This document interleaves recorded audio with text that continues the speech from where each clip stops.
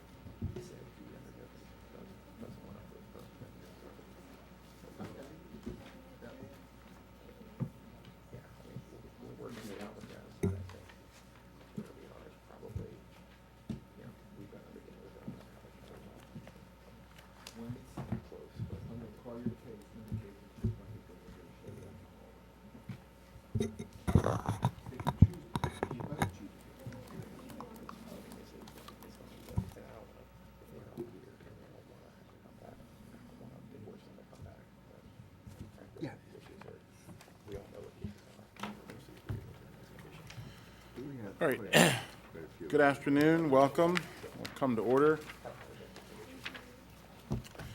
Welcome to the December the 2nd, 2014 convening of the Baltimore City Board of Municipal and Zoning Appeals. A couple of house rules before we get started. First, if you have a cell phone, a pager, anything that makes any kind of audible electronic noise, anything that plays a ringtone, that chimes, that beeps, etc. We ask at a minimum that you please turn that to a vibrate only, if not off position. The reason for that is simple, and this also goes for conversations in the gallery, by the way. The reason for these rules are simple. You'll note that there are a number of microphones that are arrayed around us up here, and those microphones are all very sensitive. They're not only for the purpose of amplification, but they're also for the purpose of recording these proceedings. And cell phones, pagers, conversations are generally disruptive to the conduct of these proceedings as well as the recording of these proceedings. In a similar vein, those of you who are sitting forward of the wall there can turn around and see that there are 3 video cameras mounted on the wall behind you. There are 2 video cameras mounted on the wall behind us up here. And these proceedings are being recorded for broadcast on the city's cable access channel, right after Wayne's World. So the, I'm glad you like that one. And cell phones, pagers, conversations, and the like generally don't look good on television. Plus, as I said, they disrupt the proceedings as well. We will be voting at the end of the day, and you're certainly more than welcome to stick around and enjoy a civics lesson if you so choose. But if you've got other plans for what is a lovely late fall, early winter, December day outside, that's certainly understandable. And you can call into the zoning board office in the morning and find out how we ruled. If you take out pen and paper, I'll read this number off a couple of times. And you can call into the zoning board office in the morning and find out how we ruled. The number for the zoning board office is 410-396-4301. Again, that's 410-396-4301. You will, however, need to wait until you receive the formal written outcome of your case. That should be forthcoming in about 3 to 4 weeks before you'll be able to get your permit. We ask that you certainly not build in the city of Baltimore without first obtaining proper permits. If you've not already done so, if you're here in opposition to any case on the docket today, we ask that you sign in. And the signing sheet is down there at the end of the dais there. Thank you very much. The signing sheet allows us to know not only generally which cases have opposition, but also who needs to receive those aforementioned written notices that I just referred to.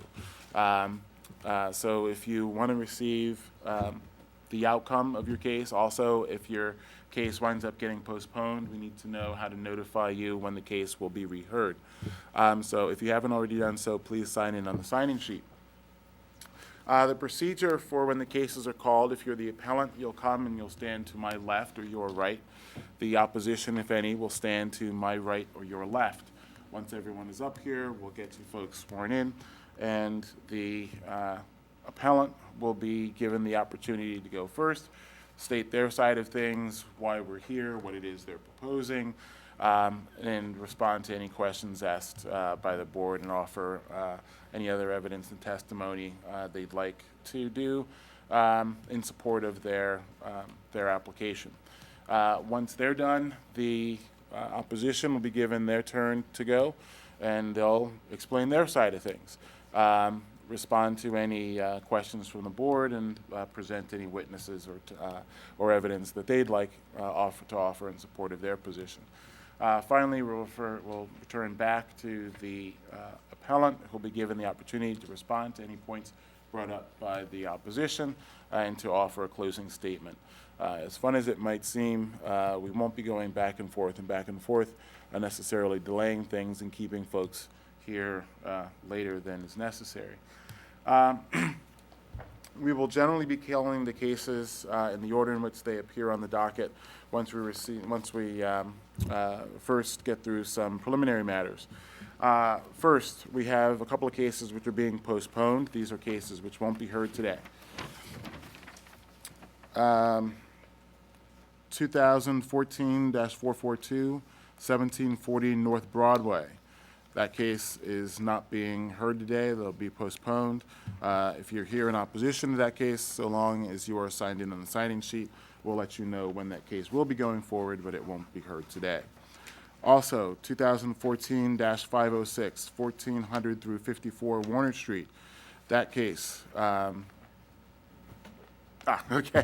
case will not be heard today. You're here for the appellant? Okay. So that case is not going to be heard today. I know that there was someone who was signed in opposition to that case, but that case won't be heard today. So long as you are signed in, we'll let you know when that will be going forward. Thank you. Thank you very much, Counsel. Next, we'll be taking cases which are on our consent agenda. The consent agenda consists of cases where the zoning board staff has reviewed these files and determined that there is sufficient information to approve these appeals. We'll call all of the consent cases as a group. As I read them off, the first person in line can come up and stand right there, and then everyone else will line up in a row behind them. Once everyone is up here, we'll get you sworn in, and you'll be given the opportunity at that time to offer any additional information that you'd like to have added to the record at that time. First case on the consent agenda is 2014-398, 619 Willow Avenue, Gabriel Robinson. Okay, you'll come and you'll line up right there. Next case is 2014-413, 26 South Broadway, Wellhan and Welshan Lee. Next will be 2014-423, 3307 Springdale Avenue, Nathaniel Green. Next, 2014-428, 1021 through 23 South Streeper Street.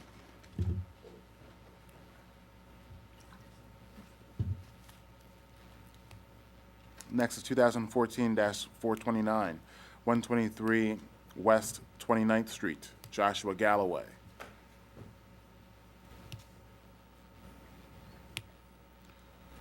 (2014-431, 1513 West Baltimore Street, Farouk Khawaja.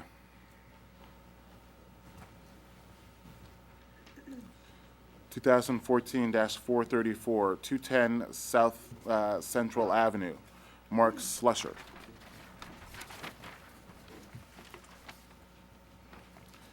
2014-435, 200 Wyman Park Drive, Travers Nelson.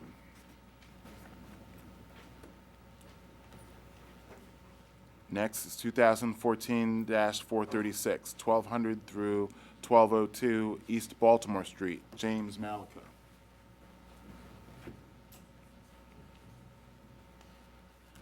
Two 2014-438, 433 East Fort Avenue, Julie Tice.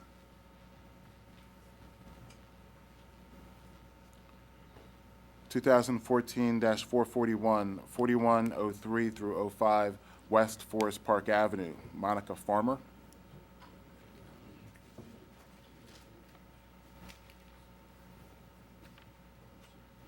2014-501, 409 South Durham Street, Michael Coster.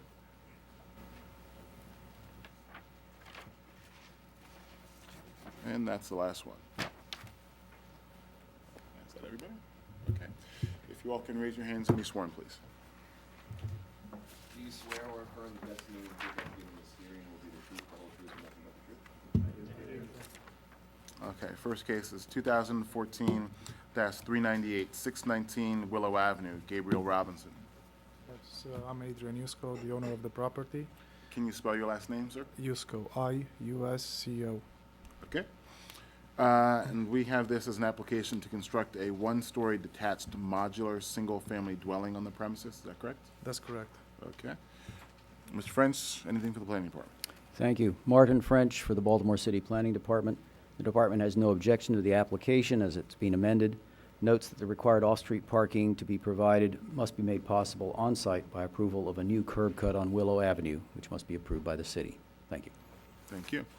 Okay, and Mr. Yusko, are you amenable to the conditions stated by the planning department? Yes. Okay. And was there anything further you'd like to add to supplement the record? I've already made the application for the curb cut, and I'm just waiting for the city to review it, Okay. and that's about it. All right. Anything else? No. Okay. Zoning board staff, having previously reviewed your application, we determined there is sufficient information to approve your appeal. Thank you. Good luck. Thank you. 2014-413, 26 South Broadway, Wellhan and Welshan Lee. Hey, how are you? My name is Wahan Lee. Afternoon, sir. Good to see you again. Good. We have this as an application to use the first floor as a healthcare dialysis clinic. Is that correct? Yes. Okay. Mr. French for the planning department. Planning Department, as before, recommends approval of the appeal, subject to the condition that the applicant obtain a notice to proceed from the Commission for Historical and Architectural Preservation for any exterior changes to the existing structure that would occur as a result of approval of the application. Thank you. Thank you. All right, and Mr. Lee, did you have anything further you'd like to add to supplement the record? Not at this time. Okay. Zoning board staff, having previously reviewed the application, we determined that there is sufficient information to approve your appeal. Thank you. Thank you. Good luck. Next, 2014-423, 3307 Springdale Avenue, Nathaniel Green. Yes, sir. Afternoon, Mr. Green. We have this as an application to continue to use the premises for 2 dwelling units. Is that correct? That's correct, sir. All right. Mr. French, anything for the planning department? Planning Department has no further comment on this application. Thank Thank you. you. And Mr. Green, anything you'd like to add to supplement the record? No, sir. I don't remember being sworn in. I think we sworn everyone in Did we? as a group. Oh, okay. If you haven't been sworn in, why don't you raise your hand and we can do it again? Yeah, I Do you must swear have or affirm the testimony that you're about to give in this hearing will be the truth, the whole truth, and nothing but the I truth? do. Okay. Anything further, Mr. Green? No, just let me get a couple of pictures to go with that. Sure.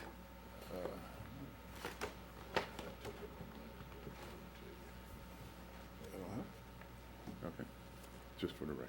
Okay. Is that it? Yes, sir. All right. Zoning board staff, having previously reviewed the application, we determined there's sufficient information to approve your appeal. Thank you, sir. Thank you.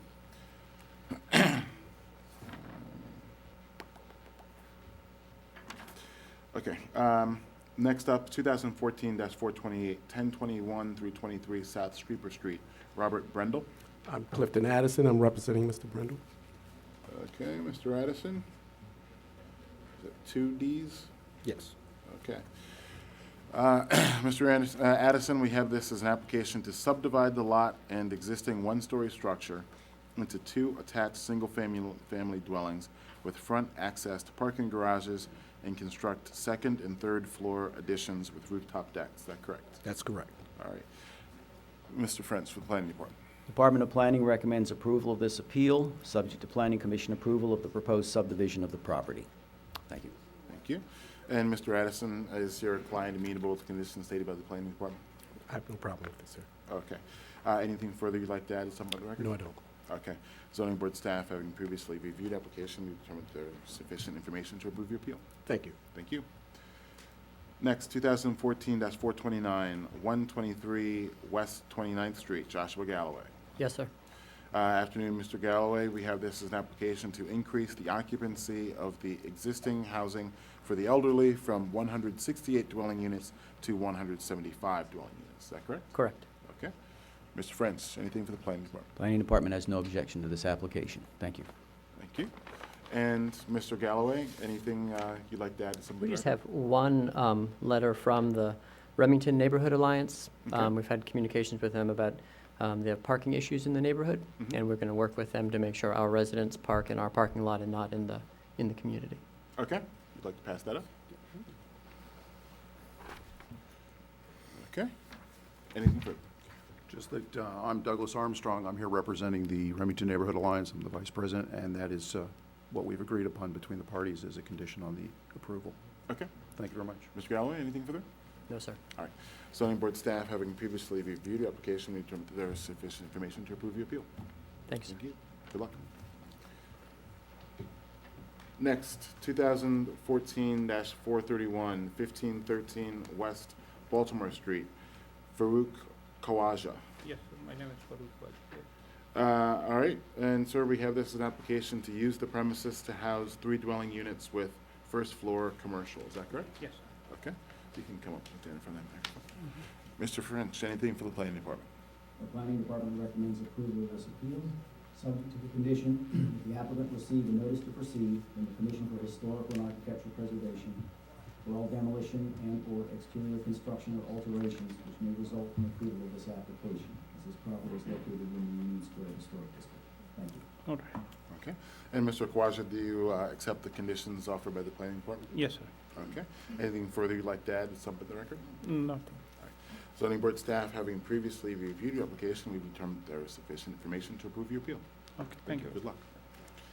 Next case, 2014-434, 210 South Central Avenue, Mark Slusher. Slusher? Slusher. Yes, sir. All right, and sir, you are? I'm the consultant, Ed Diaco-Lor, Carol Carlson-Etzel. Okay. Can you spell the last name, sir? DEIACO-LOHR. Okay. Got them? Okay. Okay, it's Ed Diaco-Lor, DEIACO-LOHR. Edward. Okay, gentlemen, we have this as an application to subdivide the premises into 2 lots, retain 1 existing structure on each lot, and continue to use each property as a university. Is that correct? Yes, sir. All right. Mr. French for the Planning Department. Planning Department recommends approval of this appeal, subject to the condition that the proposed subdivision is approved by the Planning Commission. Thank you. Okay. And gentlemen, are those conditions acceptable to you? Yes, sir. Yes, sir. Anything further you'd like to add to some of the record? Yes, sir. Okay. Zoning Board staff, having previously reviewed your application, we determined there was sufficient information to approve your appeal. Thank you. Thank you. Next up, 2014-435, 200 Wyman Park Drive, Travers Nelson. That would be me.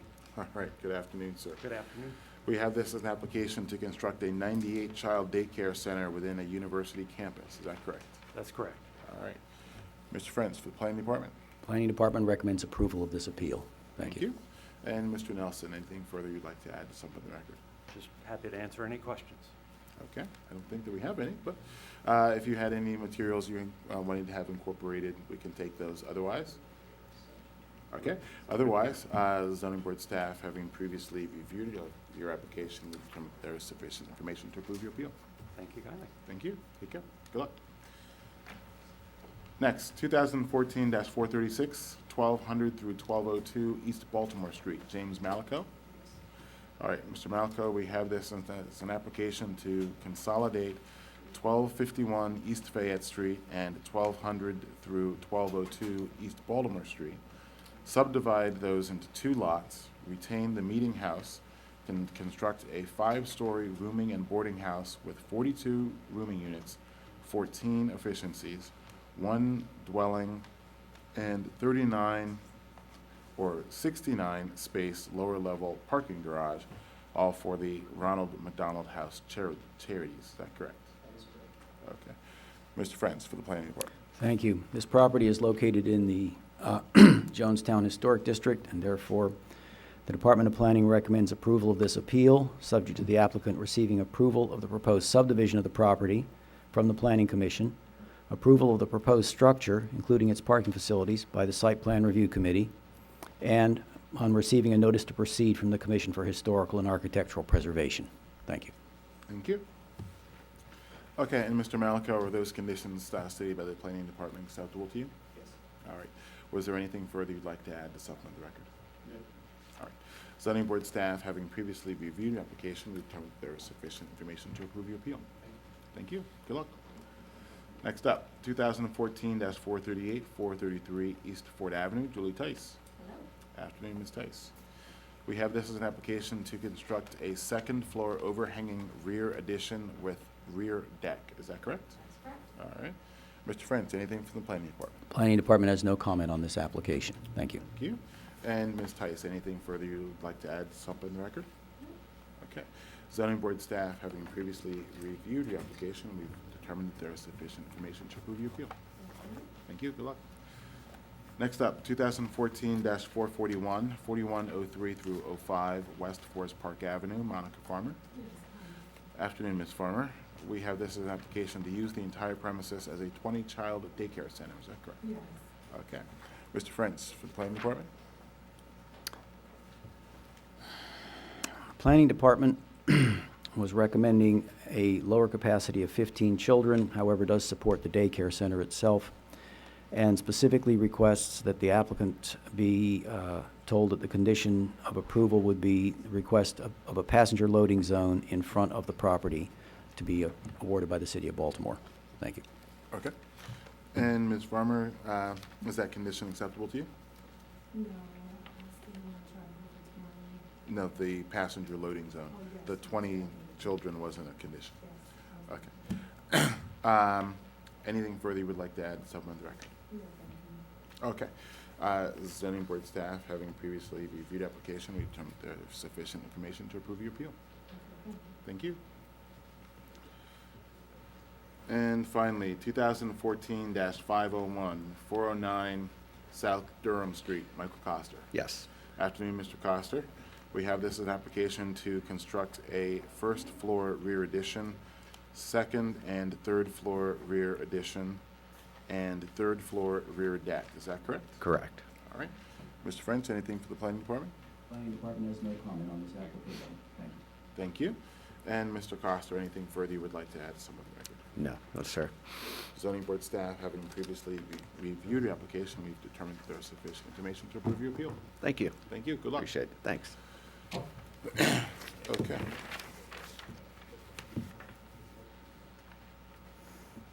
Okay.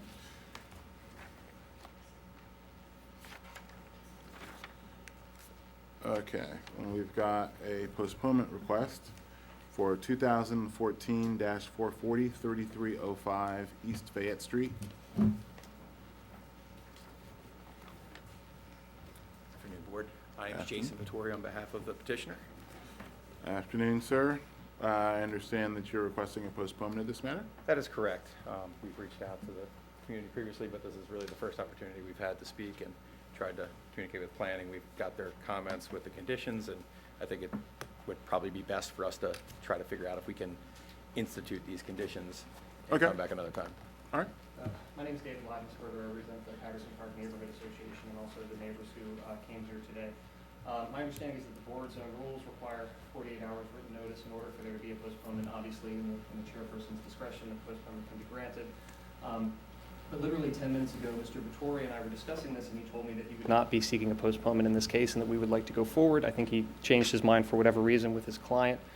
I have 7 neighbors who came here today, took off work to be here today.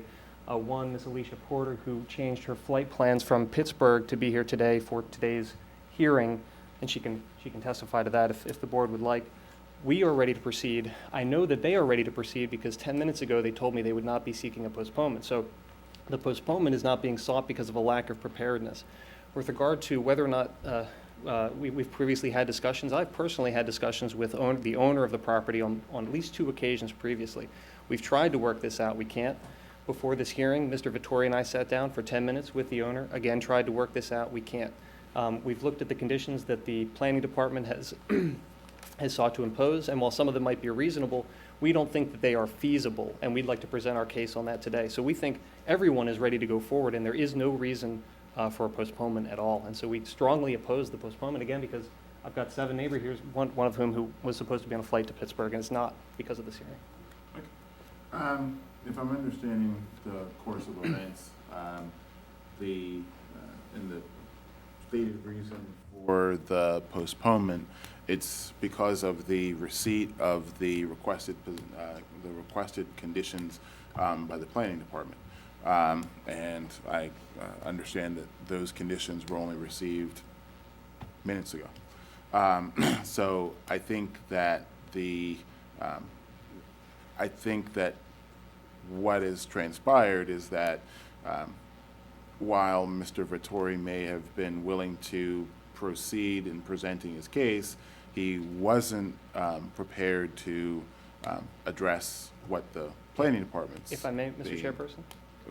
What the planning department's requested. Yes, sir. So Mr. Vittori received that planning department statement, and then after reviewing it with his client, stated to me that they would not be seeking a postponement. Now, after that, again, he had another conversation with his client, at which point they did want a postponement, but respectfully, Your Honor, it's not because of the conditions that were in the planning department's statement. Yeah, please do. So I got the comments. I walked outside with my client as you were signing the sheet. We spoke, the 3 of us.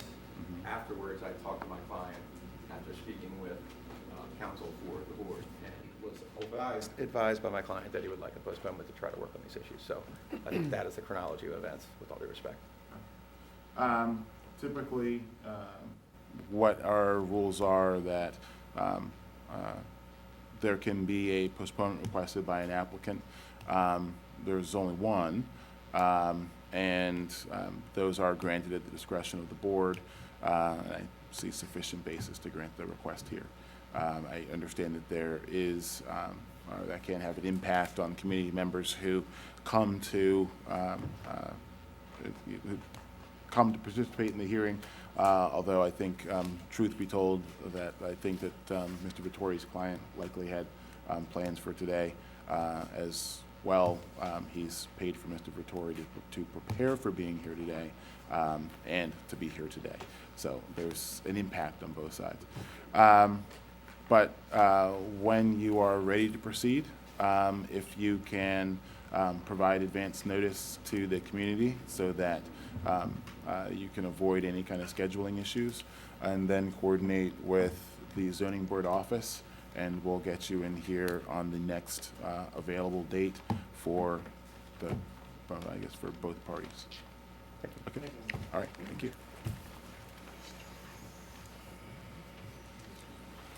All right. 2014-440, 3305 East Fayette Street has been postponed.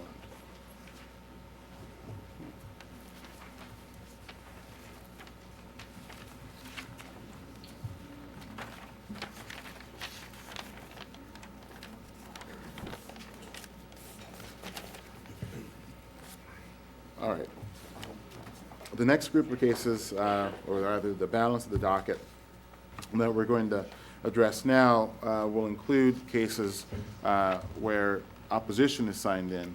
And frequently we found that opposition is the result of either a lack of communication or miscommunication between the parties, and it can be useful to offer the parties an opportunity to have a dialogue to see if they can't resolve whatever issues there are between them.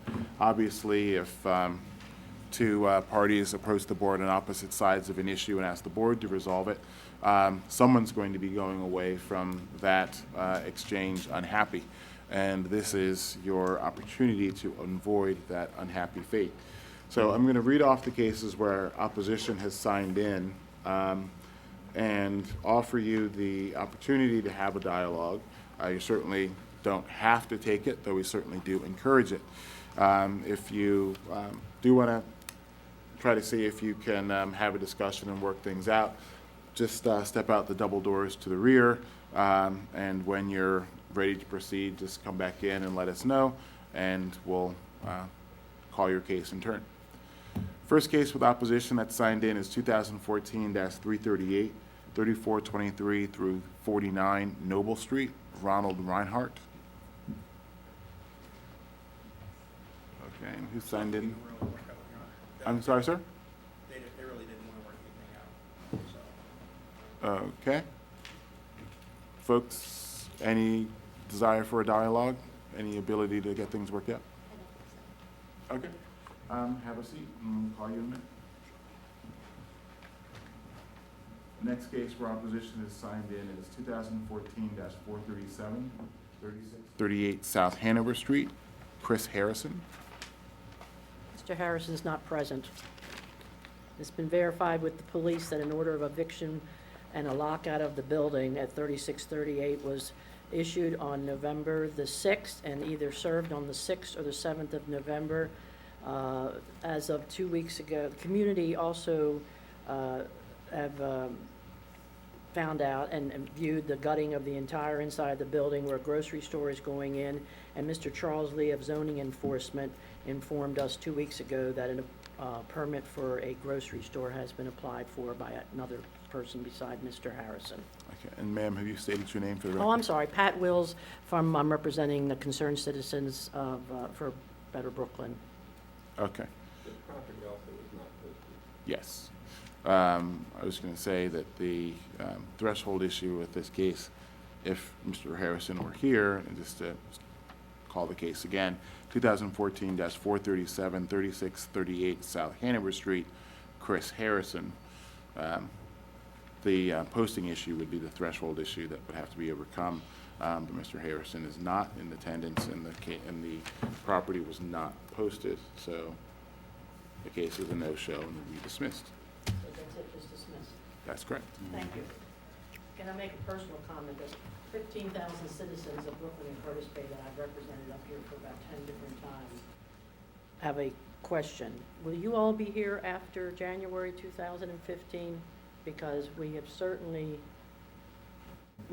thought that you have been very fair to us out there, and we appreciate all the hard work. And we want to especially I personally want to thank Dave Tanner and Bob Henry for making available handicap services to me since I'm computer illiterate. Thank you for everything. Even when the thing has gone against us, we've appreciated all your hard work. Thank you, thank you. And we do hope to be here. Yeah, I hope you're going to be here too. Who do we write to keep you all here? Thank you. Serve at the pleasure of the mayor, so. Thank you very much for everything over the years. Thank you. All right. First case, 2014-338, 3423 through 49 Noble Street, Ronald Reinhardt.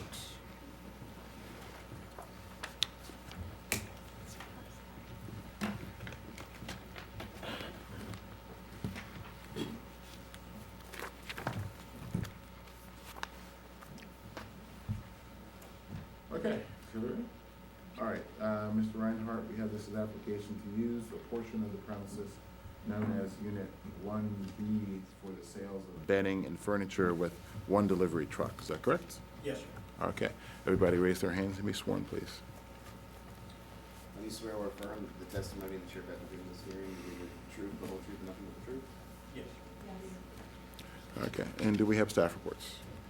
Yes. First, we have a letter from the Baltimore Highlands Community Association dated December 2nd. They write that, number one, the use of this area as a auto repair garage has stopped. The place has been abandoned for at least 18 months. Second item, Mattresses are one of the most often dumped items in our alley and streets. They cause us serious health and safety issues in our neighborhood. This is a residential area and severely affected by mattress dumping. Third item, we have a plethora of other mattresses and bedding stores within very close proximity to this property. They go on to list 8 properties. All of them are less than a mile outside of one at 3757 Boston Street. We have received a letter from the Patterson Park Neighborhood Association. They write that there is no need for a mattress store at this location and that they support the initiative of the Baltimore Highlands Neighborhood Association in this regard in opposition to the appeal.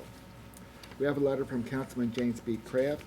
He writes that he supports the position of the BHNA in this matter of the applicant, and that the applicant has shown a clear disregard for neighboring communities. He has not met with or reached out to his office or the association for his plans to try to adapt this space to a business use. And we have planning's report. Thank you. Planning Department notes that this property is contained in an R8 zoning district where it is a non-conforming use, or at least non-conforming use of the property has existed in the past in the form of a contractor's construction shop and yard, as a repair garage, and as an automobile tag and title service. The zoning code requires for a change of non-conforming use that the use be listed in a B1 zoning district as a permitted use. Furniture and bedding stores are not listed that way, and therefore the department recommends disapproval of the appeal because a furniture store is not among the B1 uses to which a non-conforming use in a residential zoning district may be authorized to be changed. Thank you. Thank you. Okay, Mr. Reinhardt. I think the planning department has pretty much stated what the primary issue is in the case.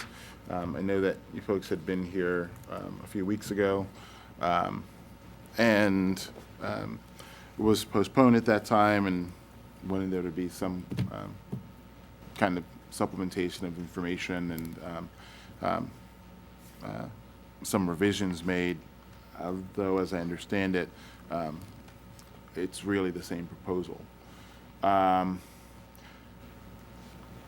The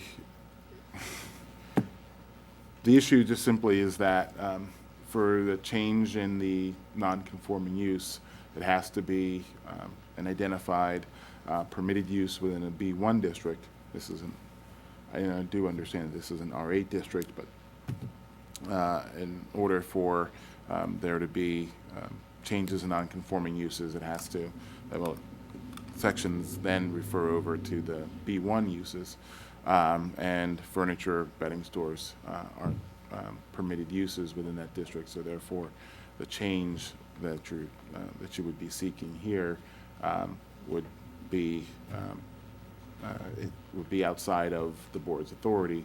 So unless there's a change in that, and if you're proposing something different than the furniture or bedding store, I think that the board's hands might be tied here. Okay, one of the key points that was stated in the readout of the community association, 18 months. 18 months that building's been unoccupied. 18 months, that is a long time. A lot of things take place in that building, which in turn runs into that neighborhood, the western part of the neighborhood. That means more prostitution, more drugs, areas for people to conform, shootings. What I'm trying to establish here, Mr. Chairman, is a business, a place.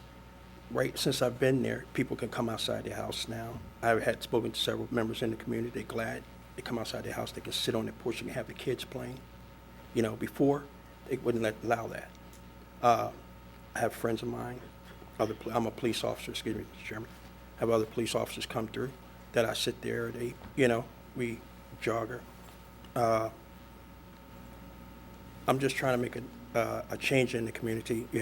Soon you're going to have another individual exit for another part of that building, which really isn't apparent, but it's going to be a laundry service. Somebody's requesting to have a laundry service put there. Just trying to make a change. Right now, the building is sitting there. You have one mechanic shop, and it's just decadent. It needs a change. It needs a front. I proposed, I was going to get with planning, change up the formability of the garage doors, make it pretty much a storefront. I know it's a hard thing to do, to change a zone. I understand that. And I'm not, like I said before, I'm not trying to hurt anybody or hamper anybody from anything. But what I proposed, it wasn't nothing. As far as the mattresses in the alley, I don't have anything to do with that. That area is a transition area. I'm sure you all probably knew this. It's a high transition area. People coming, people going, legals, unlegals. They move around. Better their situation get. They drop their mattresses, they keep going. That's probably why you have a lot of mattress and furniture stores, to be honest, because it's lucrative. However, I was there in that area almost 13 years ago. Been there since almost 13 years. I had another store, and that individual, he just left out of here because he was basically a slumlord, and I had to move out of there. So until I found this location, and I've moved into this location. If they don't want a mattress or furniture store, that's fine. But I guess I don't know if I have to reapply. I'm not sure what I have to do. I'm considering maybe just using it as a warehouse. I don't know. Yeah, since I'm locked into a lease there. Well, I think that I do remember when you were here before, and I think that your efforts and desire to make a positive contribution to the neighborhood and try to enhance it are certainly laudable. The issue is just simply a matter of finding a use of the premises that is a permitted use for that zone. It had been our hope that during the time when you were last here and today, that there could be an adjustment made in what it was you were proposing. I understand you probably, you may have already made certain commitments for purchase of inventory and the like that you may have right now, but the furniture and bedding won't work in that location, but there are a number of permitted uses within the B1 district. And if you work with the folks with the planning department, if you call into the zoning board office, they can walk you through what some of those possible uses are. And these would be uses that you would be able to do pretty readily. It sounds like there may be some issue with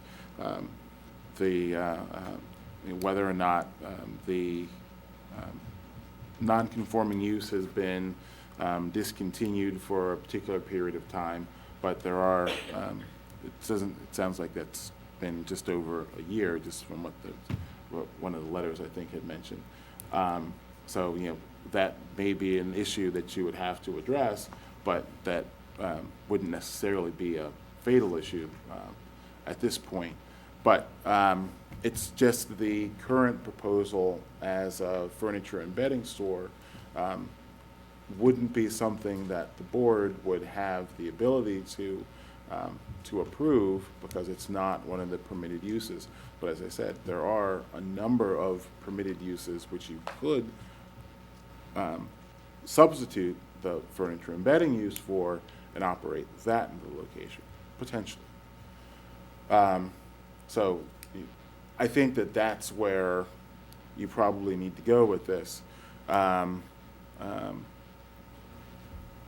far as how you move on from this point, you have made the application for a furniture and bedding store. There was a postponement once. As I said, we during one of the earlier cases, we generally allow one postponement. We had that at this point. But with if there were other uses that you had in mind, that you wanted to operate out of, if you wanted to operate from the premises, that may be possible. Let me hear a little bit from your opposition. So, actually, the second page of, the second page Can you of- state your name? for the Oh, record? Rachel Timmons. The second page of our letter from the Baltimore Highlands Neighborhood Association was not read. One of the things that was pictured was Mr. Reinhardt's business exploding onto the sidewalk 3 days after this hearing was postponed. He was interrupting a public right-of-way, and there was a time and date stamped photograph that I did include along with the letter that demonstrated him doing that.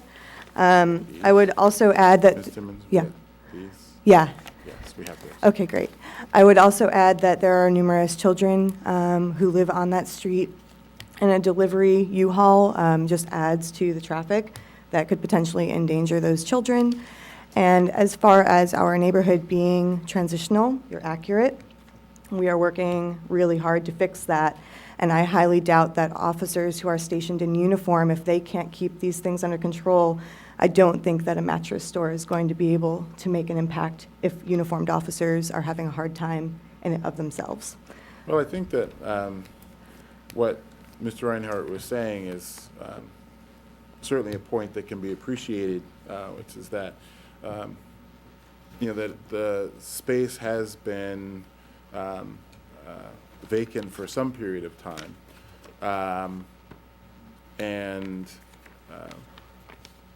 It's a commercial space, and it could probably be beneficial to the community to have some kind of use being made of that property that then, brings, that enhances the community, that, encourages people to come out, do business in the community, and be a, overall contributing member of the community. So, given that, are there, is there some way that you folks can work something out where there's an agreement as to some use which the community would like to see there, and which is possible to be operated? Actually, yes, Councilman Kraft and Councilman Scott are in discussions with the property owner right now about potentially either selling the property because it's been vacant for so long. There is the initial plan back in 2006 under BMZA appeal number 06-0459. The owner was given permission to raise existing building and subdivide lot into, 15 15 lots. dwellings? Right, and now the economy is coming back. So there's potential for that to succeed. We would also be open to artist lofts or studios if we demolish the building, a garden, or some other nonprofit agency to move in there. We are just not interested in this type of business being in our neighborhood. Well, I think that we already addressed the issue of the furniture and bedding business. Sure, we are open to other potential potential issues or other potential entities. Basically, we clear up, they're not interested in anything commercial in that area. They look for something residential. And, I can appreciate the community's desire to try to interact with the property owner to try to convince the owner to develop the property in a different way, but really that's speculative. The property is in a certain condition right now, and it may be, I guess what I'm trying to say is that holding on for the hope for the owner to make some other use of the property other than as is might not be the best use of your time, and it may be more fruitful to try to come up with ways for the owner and the tenant, because right now, Mr. Reinhardt does have a lease there. So he's got some property rights that are there that the property owner would then probably be a little bit bound by. It may be more beneficial for there to be some more cooperation as far as coming up with uses that are in everyone's benefit. But that's really a conversation for another day. I just want to say this, and I'm not going against myself or anything like that. I'm just a truthfulness, speaking truth. My wife brought a good point to me the other night. She says, Ron, when you went and initially got that building, you wasn't going to open a mattress and furniture store there. You was just going to use it as a warehouse. And she was right. She was right. That's what she said to me. So, I mean, if the U-Haul, like I said, if my U-Haul truck's a problem, I can park it elsewhere. I mean, I just basically, well, I'll talk to you guys and just use it as a warehouse. Nothing more than a warehouse. No mattress sales. I'm not here to hurt the community. I've been in it a long time. That's what I figured. So basically, any use other than a use permitted in a residential district would require a public hearing in front of the zoning board. So if you want a warehouse, you would have to file to use it for a warehouse. But as I was getting ready to say, that I think all is a conversation for another day. The current, I think that we've kind of discussed out the limits of the current proposal, and you'll have to figure out something that that does work out, or that it is at least approvable by the board, and certainly encourage all parties to try to be a little bit flexible in that process. In any event, is there anything further? All right, thank you. Thank you.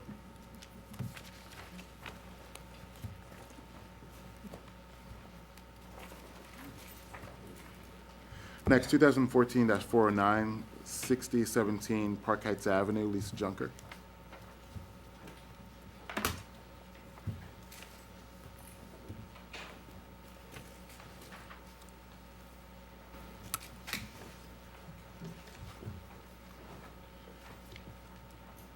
Afternoon, Ms. Junker.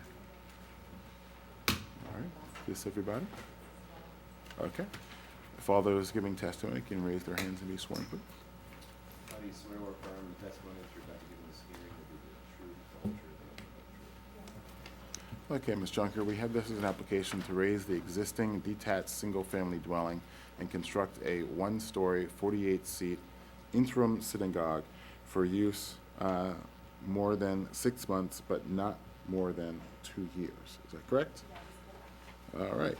Do we have staff reports? Yes, first we have a letter from the Black Neighborhood Improvement Association. They essentially are asking for a postponement to allow time for both parties to address the questions that they've had that have been raised by the residents at their next community meeting on December 17th. They touch upon the topics of parking, trash collection, the curb cut.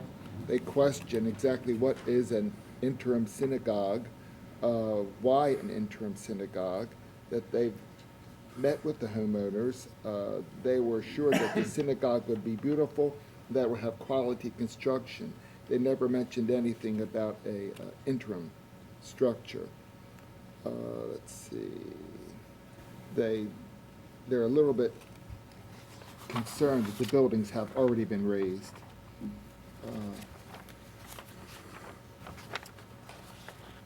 Questions about if curb cuts are permitted, will they be removed? And planning has a report.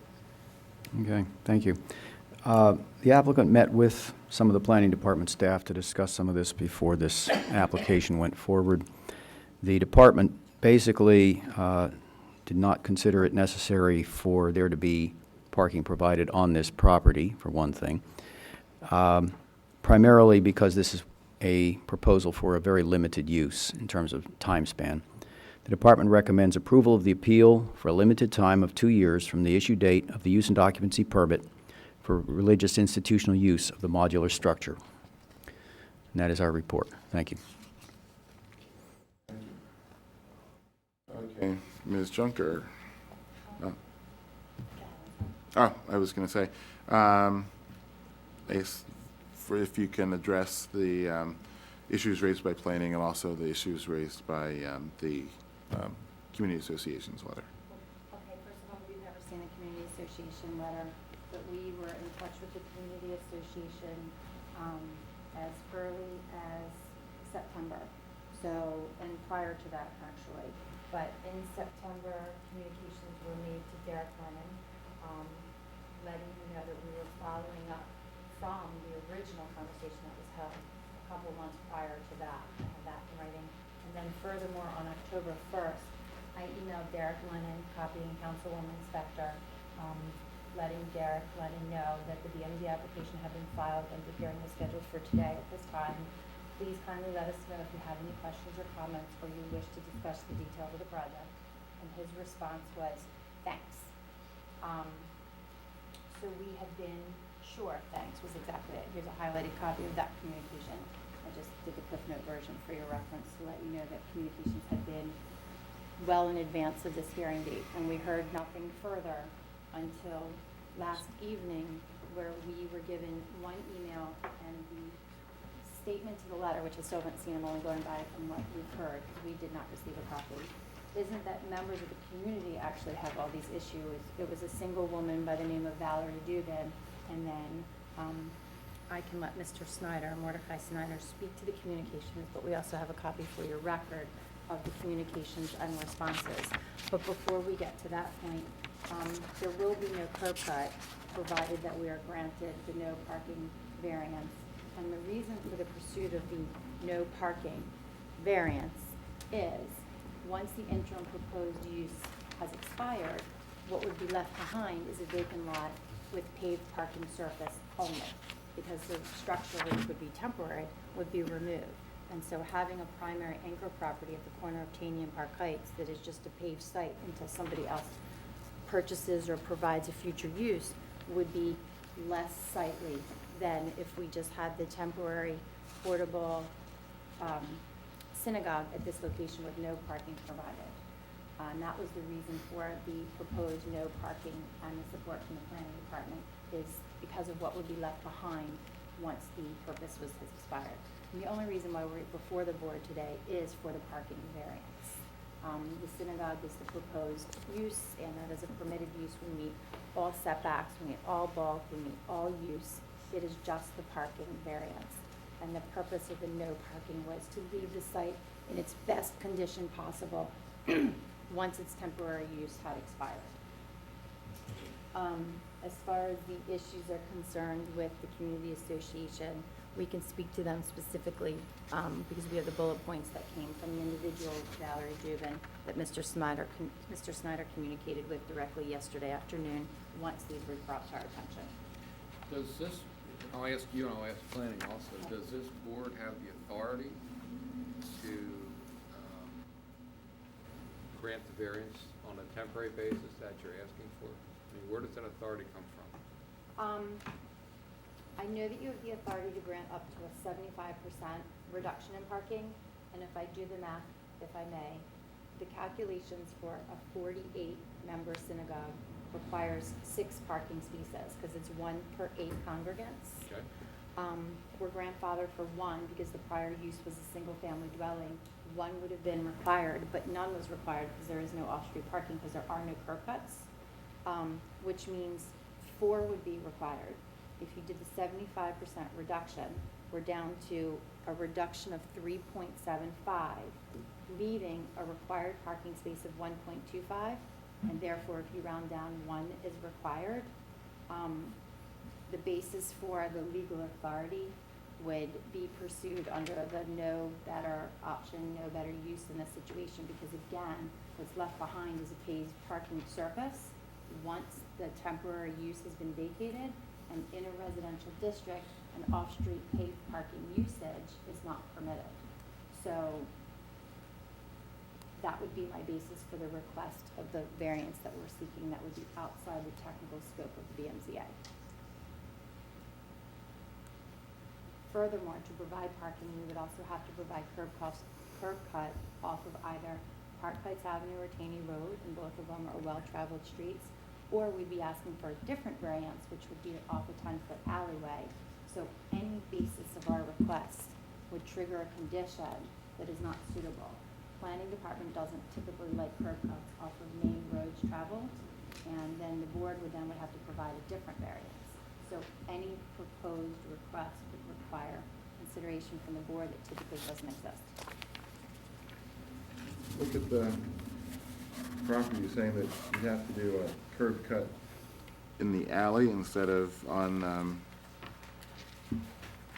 Taney? Yes, it would be better if you looked at it from this perspective, but that's my only copy, so I might need to speak from it. As you can see, we're off of Park Heights and Taney, so we'd have to come across a 10-foot alley, and therefore the turning radius would be also compromised. Well, I guess what I'm looking at is, we've got a large parcel of property. And we've got a relatively small proposed modular structure, 46 by 60 feet, on a lot that's 147 by 180, and then it's 175 in the back. Right.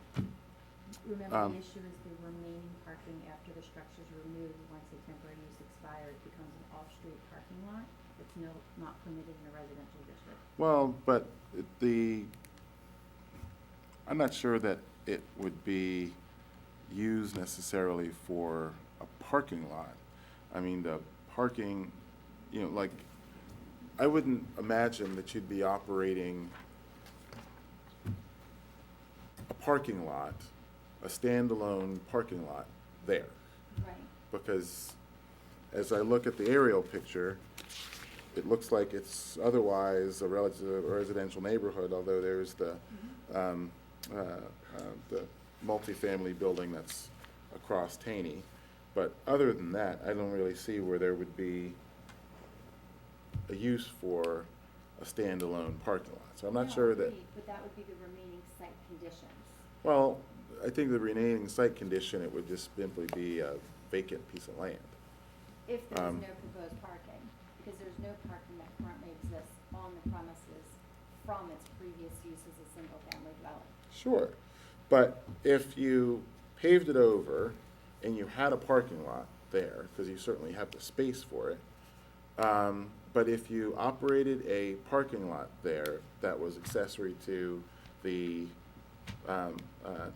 modular structure, and then after whatever the period is, 2 years maximum, you then take the modular off of the site. Right.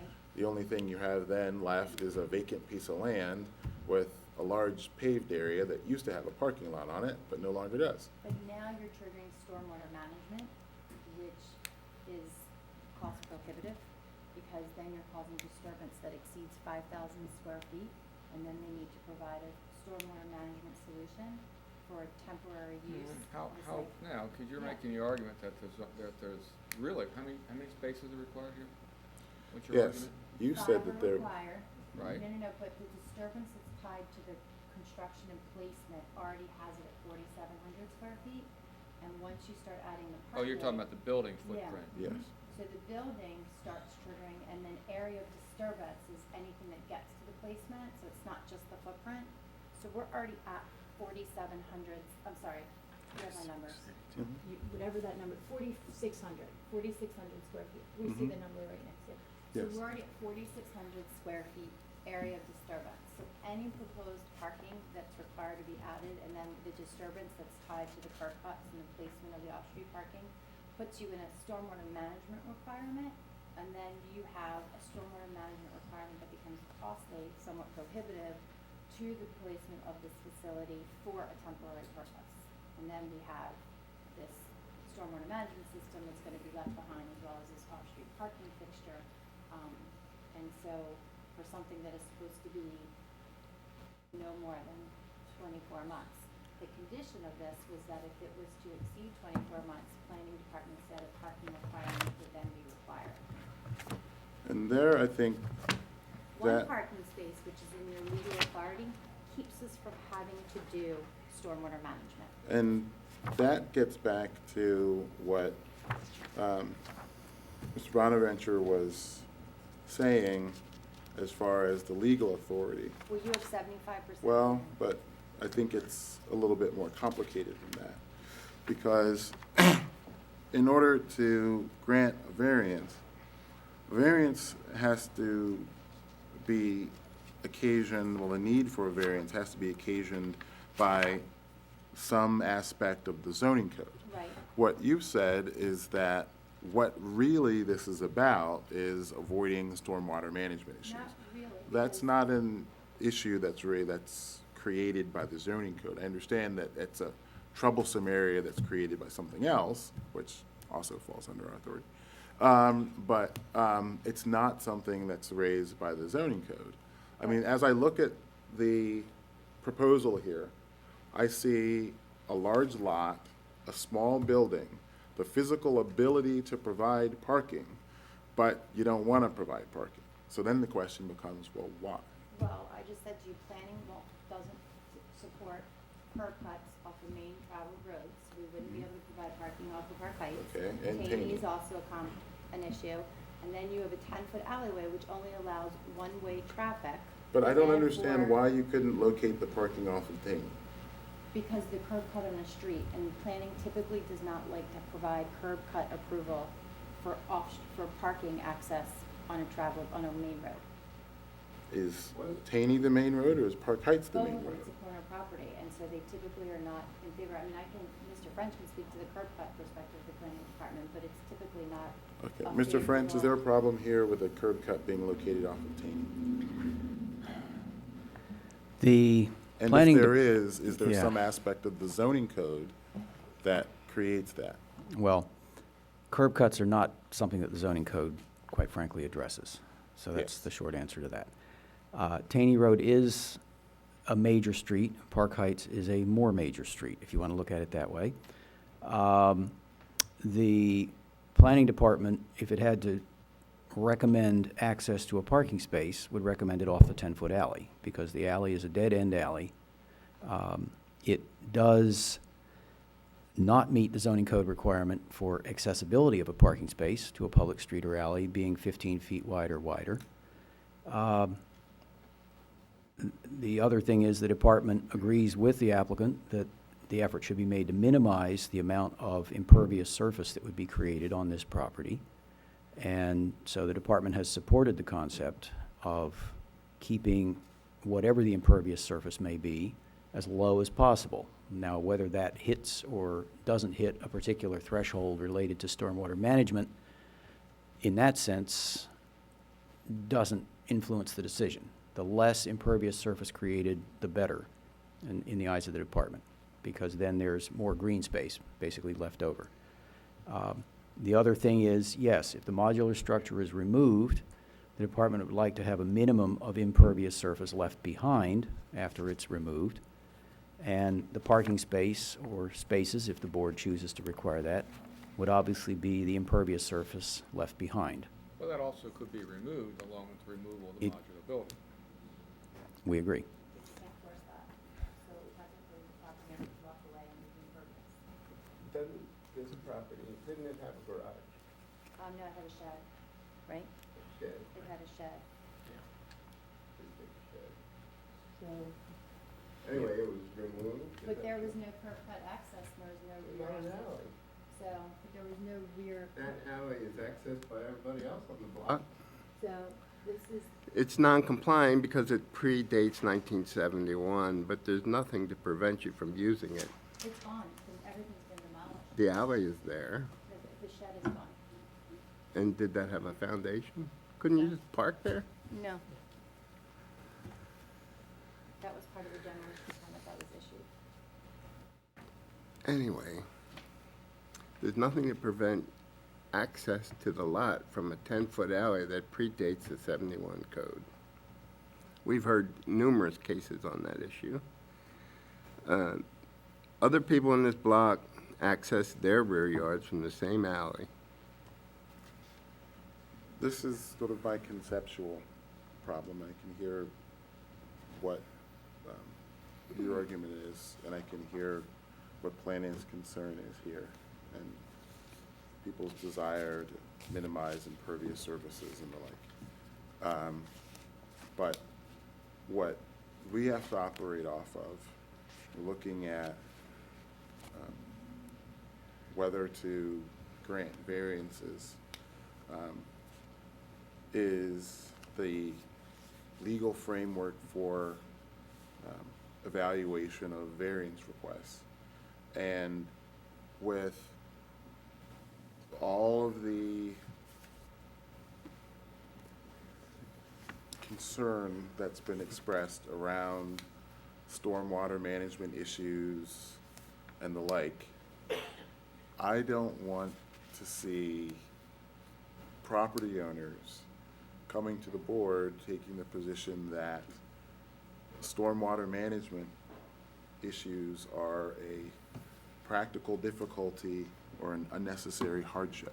For temporary use, I believe But- that it does apply. But because I think that any property owner could make that argument. How many temporary uses are put forward But to why, the board? but no, the question would then become, why is it only for temporary uses? I Because think that we even have- for temporary uses, there's even less of a justification for that, I in think my it's mind. even more, because a stormwater management solution is a one-time solution to disturbance that exceeds, that is 5,000 or greater square footage. And the temporary usage is for a place for the congregants to meet and pray and study until the synagogue is constructed at 6116 Park Heights Avenue, where, right which is across. across the street, where there is full stormwater management, because the intention is that for it to be a lifetime facility. Mhm. So having a temporary with an expiration date that is finite and not transient, having a stormwater management requirement would be a practical difficulty and hardship. But I think that that argument creates a slippery slope where if I were a property owner and I saw a neighboring property get a variance from a stormwater management requirement that applies to me, and I would say, well, heck, I want to have that too. If you have But a then, temporary. but then they'd say, then you would say, oh, but it should only be for temporary uses. I, as the owner of a piece of property where I had a permanent project, I would say, well, hold it. The impact to you is less than it is on me because it costs me more No. than it would cost you. Yes, because it would only cost you the length of time that you were on the property, it would cost them the length, since they're a permanent Right. use, it would go on for longer. Right, which would justify the need for permanent stormwater management solution. But a temporary use with a finite expiration date shouldn't trigger the same stormwater management requirement and costs associated with it as somebody who's looking to have a tenured operation on their site. The issue is, as I said when I began, that I see significant problems with your argument that that stormwater management issues create a practical difficulty or unnecessary hardship. I see that as opening up an area of argument that I just see it as creating problems down the road for other property owners.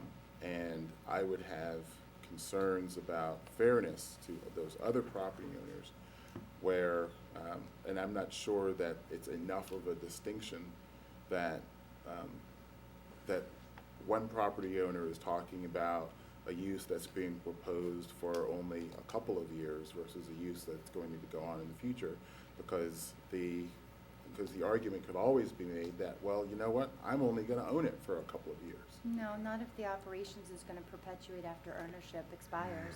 Because the he says, well, intention- that's on someone else. It's their responsibility. I can't say what they're going to do with it. I don't They're going to buy believe- it and they're going to do whatever it is with I it. don't, but the proposed development is to remain and left beyond the ownership. but the proposed use and structure are going to be vacated and removed, and anything else that is put But in that its can place. always happen when a piece of property changes hands from one And owner to any the next. development that is constructed would, typically, development and construction do not have expiration dates. Mhm. We are putting an expiration date I on the understand that. proposed development. I So to say understand a what you mean. You don't need to 25,000 debate with me the I point. Okay, but the I point. understand it. But for me to say that a stormwater management solution for a temporary development is the same as a stormwater management, I mean, why would I build a house next door and say, well, you know, just because I sell it, doesn't mean stormwater management shouldn't apply? Because everybody knows that people don't come, we are literally to put expiration date on its use. So therefore, 50 or 25,000, whatever the stormwater management cost that's associated with it, Mhm. it's finite. It's finite. It is tied to a 2-year maximum limitation. If people are gonna come before the permit department or the BMZI and are willing to put an expiration date on their development, then I don't disagree that they should also be able to pursue that as a justifiable hardship. But anybody that comes toward the board doesn't get an expiration date on their zoning. In fact, the zoning perpetuates indefinitely unless it's vacated, okay? Sure, So but the I could intent see here someone is- coming in and saying, But have they? I'm going to say that, well, just because you're the first one to be creative on the eve of this issue coming up, doesn't mean that it's not a concern. But I think that I could see someone coming in and saying, I'm going to propose to do this project. I'm only projecting that I'm going to own this piece of property for We're not 3 saying years. that. Just a minute and let me finish. They'll come in and say, you know what, I'm only gonna own this property for 3 years. And then after that, the next owner who comes in and buys this piece of property, they can do whatever. So I'm willing to come in here right now and saying that, approve this for me just now for 3 years. I'll sell it by the end of that time, and then the next person who comes in, they're gonna have to deal with the stormwater management That's issue. not comparable. And if they wanna come in, they wanna knock it down, they wanna make a smaller building so that there's less impervious surface, then that's fine, that's great. It's not But put it on them. It's exactly It's not. comparable, We're and it's the as- problem that's being created Selling is different. because what you're talking about is, as I said, the issue that I have a significant problem with is the fundamental fact of your argument that stormwater management issues create unnecessary hardship or practical difficulties, For a temporary proposed whether development. it's permanent or temporary. But we've never been before the Board of Civil Engineers requesting a stormwater management hardship. We are only here for Because this. there was never the fee that was going to have to be paid. That's not true. Are you kidding? We did the casino, I've done hotels. That's not the issue. We're constantly paying fees and designing stormwater management solutions. This is the first time, by your saying as well as our presentation, that somebody has put forth a proposal to the board that is well within right, which is the synagogue. We're putting an absolute expiration finite date of ceasing to exist, not even to operate, to exist. We are turning the property back to 100% pervious, which is the city's preferential condition, because then it makes it more difficult to create impervious area in Baltimore City. And we're asking for something that is finite. It is not comparable to anything else that's ever been proposed. Change of ownership is not comparable in any way, because any disturbance to the site under new ownership would trigger new regulations. And we're asking for something that is temporary, specific, and unique, and a justifiable hardship. But even if you want to go the direction and you don't condone that in your case, and you specifically, and I can't speak for the 3 remaining board members, you still have the legal authority to grant a 75% parking variance, and then we could provide the one spot off the 10-foot alleyway. Another problem is the zoning code does not have any provisions for temporary structure. We don't need. We have to treat it as a permanent structure. There's nothing in the code that says, okay, this is only temporary, therefore we have some leeway. There's just nothing there to allow the board to do that. So we have to treat it as if that structure goes with the land, as long as it's there, no matter what the time period is. But we have terms from the planning department that states if we exceed the 2 years from the date of use and occupancy, they would be requiring us to have the parking, and then that would trigger under the same development, the over 5,000 square feet and the need for stormwater management. Oh, I understand what you're saying, but So you could, I believe, put in a space or even two spaces. which Not two two. spaces. Well, two spaces would be 360 square feet. Mhm. So adding, if you put that right at the edge of the alley and you only disturb 360 square feet, you would still be under 5,000 square feet. 360 plus 4,600, give me a second, is 4,960, plus we have to do the apron, and that's dangerously close. But I hear you. you don't need an apron in the alley. Well, 10 feet doesn't, it's a hard turn to me. So you need to have something to turn in. It's not the. Everybody else in the block uses it. So, We need to Okay, be talking I'm about not gonna some argue spaces, with you. yeah. But I think that we've got an okay, idea. all right, thank you. Thank you. Has this been submitted? Yeah.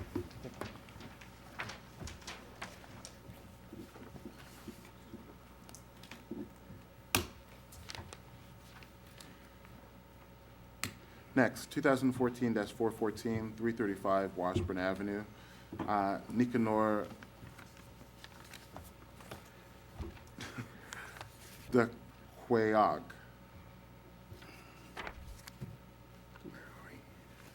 Calling again, 2014-414, 335 Washburn Avenue.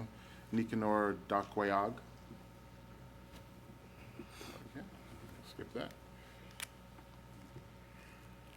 I'm glad I was content. Next, 2014-430, 1719 Eastern Avenue, Sky Lofts LLC, care of Greg Garner. Scaring people away. We called their name earlier and did not get a response. All right. Let's see if the third time is a charm. Well, we already know that 337 is a no-show. 437. It's postponed. It's consent, it's not postponed. I've got, yep, 2014-503, 24 East Preston Street, Larry Lundberg. Hello, I'm actually Tom Williams, the owner of the property. Okay. Good afternoon, Mr. Williams. Good afternoon. Right. We have this as an application to use the premises to house 2 dwelling units and construct a first-floor rear deck as a multiple family attached dwelling. Is that correct? Yes. All right. If you can raise your hand and be sworn, please. Do you swear or affirm the testimony that you're about to give in this hearing will be the truth, the whole truth, and nothing but the truth? Yes. All right. Do we have staff reports? We have one report from planning. Thank you. The planning department Noted that this property is both in the Mount Vernon Historic District and the Mount Vernon Urban Renewal Plan area.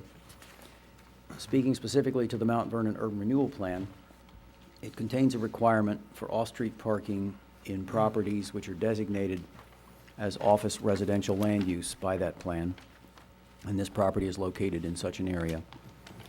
In that plan, the requirement is for off-street parking to be provided at the rate of 1 space per 2 dwelling units.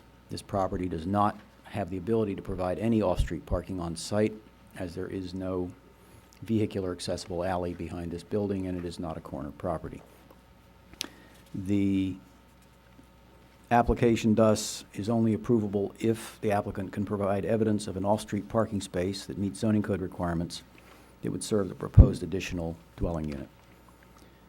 The department therefore recommends that approval of this appeal, if granted, be conditional upon the applicant providing at least 1 off-street parking space to serve the additional dwelling unit, and upon the applicant receiving a notice to proceed from the Commission for Historical and Architectural Preservation for any improvements or alterations related to the creation of an additional dwelling unit in the basement of the premises. Thank you. Okay. Mr. Williams. Yes. So really, I guess what the big issue here is going to be the availability of parking. Yes, sir. And what do you have to say in that regard? Well, so I just moved from Washington, D.C., and this area has a very high walkability score, probably one of the highest in the city. Mhm. And like myself, I walk and take the MARC or the Amtrak every day down to work. And so I bought this home not knowing that it couldn't be a 2-apartment dwelling or 2-unit dwelling. And at first, it's a 6,000 square foot home, which is very large for one single family. So I don't know what I'll do with that basement if it's not an apartment. But it's the back of the home was I believe a car dealership way back in the day. That's where they used to sell cars. So it's a large lot. There's no room for a parking spot. I've asked a broker. There's no space for a parking spot for my home. And I've contacted a broker looking for parking spots for sale in the area, and there aren't any. And I wonder, I know I'm new to Baltimore, but in DC they have made, they've made apartments where they've had, the landlord is able to put in the lease that no car is available, or no parking is allowed, or the tenant is not allowed to have a car. I don't know if that's an option in Baltimore. And like myself, I brought my car from Washington, but I pay the Belvedere Hotel for a parking spot. I don't know if I could, as a landlord, pay for a parking spot for my tenant. I don't know if there's any other How far away is option. the Belvedere? I don't know square feet. It's about 2 blocks. Linear feet. Sorry? Linear, was it Yeah, 500? it's like 2 blocks, right? There's a rule, if it's within 500 feet, it counts as a parking space. So- I was wondering how far the Belvedere was away from the property. There likely are options. Just reading this, it says maybe I need clarification from the language. It says, upon the applicant providing at least one off-street parking space. I don't know if that means I have to purchase this parking space, or if I can provide one as rental. Well, I mean, you can either. Very purchase- willing to be creative. You can have a long-term lease for the parking space. I think this board has shown some flexibility in that regard, but it's hard for us to give you ideas in a vacuum. If you came to us with a proposal, we could react to it. I just received this today, Yeah. and so, but my goal, I have all plans to make a gorgeous home and make a gorgeous apartment. I moved up here to. The problem Yeah. we're having is the urban renewal plan is going to supersede our authority. Underlying zoning requires one space for every 4 dwellings. So it's not a zoning requirement that he's seeking a variance to, it's the urban renewal. I don't know what urban renewal would consider acceptable to provide a parking space, so I guess he'd have to. it's not a zoning. Right. So he would have to find out from the urban renewal people, what would they accept to satisfy that requirement. It may be as simple as providing a leased space to the tenant. I just don't know, This is your decision. You may want to postpone this today and do a little more research. Okay, and with the urban renewal? Yeah. Yes. If you follow up with, Mr. French can give you who would he contact? You would want to talk to Heather Martin, who's our community planner for the center. All right. If you follow up with Ms. Martin, and we can, I guess, Martin, if you can, or David, you already have that information. What's that? Do you have contact information for her? No? Okay. Just the main planning department number. Gotcha. All right. Why don't we do it this way? If you can give the information to David, I'm going to give you Thank you Mr. very much, Tanner's sir. card. Yeah, we'd be happy. And then that way, if you call into Mr. Tanner, he can give you the information for the contact at planning, and you can get the parking situation worked out. It sounds like there are the ingredients here for something to get done. Wonderful, thank you. But, it's going to be up to planning, although they have a little bit more flexibility than we do. All right, well, thank you very much for your time. So you are postponing today? I guess it's recommended, yes. Thank you. 2014-503 24 East Preston Street has been postponed. All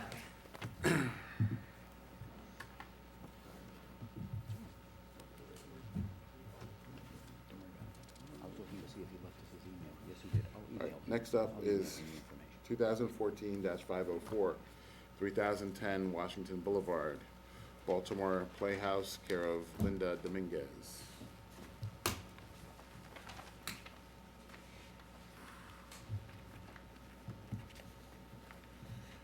Okay, Ms. Dominguez? Yes, sir. Okay, if you can, first of all, we have this as an application to use a portion of the premises for a nonprofit private club within an industrial mixed-use building, is that correct? Yes, Your Honor. Okay, if First, sir. you raise your hand and be Sorry, I'm sworn. used to courts. That's okay. If you can raise your hand and be sworn, please. Do you swear or affirm? Do you swear or affirm the testimony you're about to give this hearing will be the truth, the whole truth, and nothing but the truth? Yes, I do. All right, do we have staff reports? Yes, we have one letter from Councilman Edward Reisinger. He writes, as councilman for the 10th district, I do not support this business due to the parking requirement. The capacity for this building is 1,200 people. This would require 300 parking spaces. However, they only have 20 spaces. Even though this property is located in an industrial zone, and two, the property is only 2 blocks away from the residential area. Parking problems already exist in the area. Increasing parking on side streets would certainly further increase this parking problem. Therefore, I request that you deny this appeal based on lack of parking. Thank you. And we have planning for. Thank you. Planning Department reviewed the application. The application stated that this was to be a private club for a maximum attendance of 100 persons with a rate in a building with a rated capacity of 1,270 persons. Based on that statement, the department determined that the requirement for 1,270 persons capacity was 318 off-street parking spaces. There was at that time not a basic floor plan for the entire building indicating if there would be only a portion of it used for the purpose proposed. And there was also not any type of plan indicating where the entrances and exits to the use would be in relation to the parking itself. And there was also no parking lot layout showing that the zoning code requirements for parking spaces would be met. The department therefore recommends deferral of a complete hearing of this appeal to allow the applicant time to prepare a floor plan showing the portion of the existing structure to be used, the entrances and exits to and from the building in relation to the available on-site parking, and a parking lot plan showing provision of sufficient parking to serve the members, patrons, and visitors of the club, or documenting the amount of variance of parking requirements that is being requested in support of the proposed use. Thank you. Okay. First up, I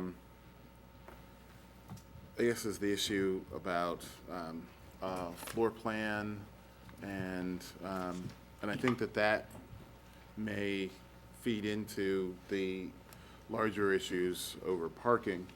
I think that based upon the information that we have,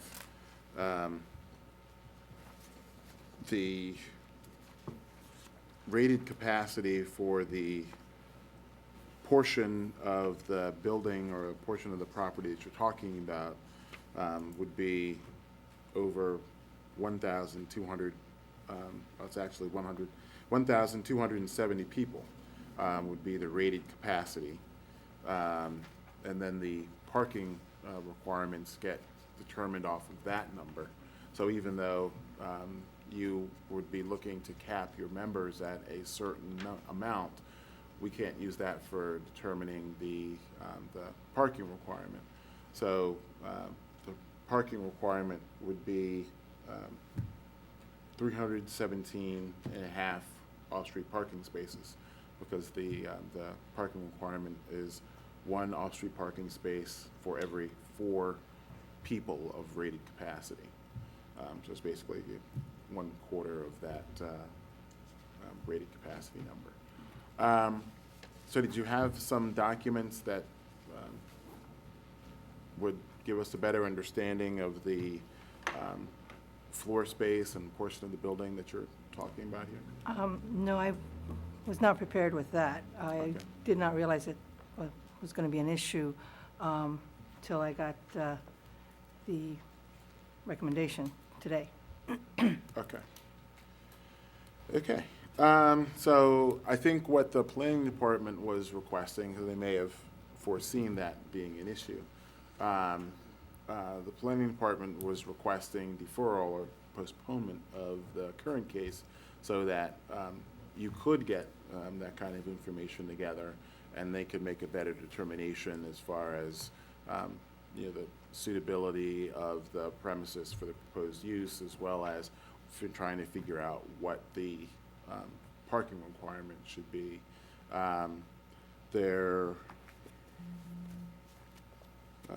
There's also an issue as far as the documentation that's been submitted in support of the request for operation as a nonprofit private club. I have here from Seems the like- IRS, All right. This is your 501c7 approval, as well as the application itself and the articles of incorporation. okay.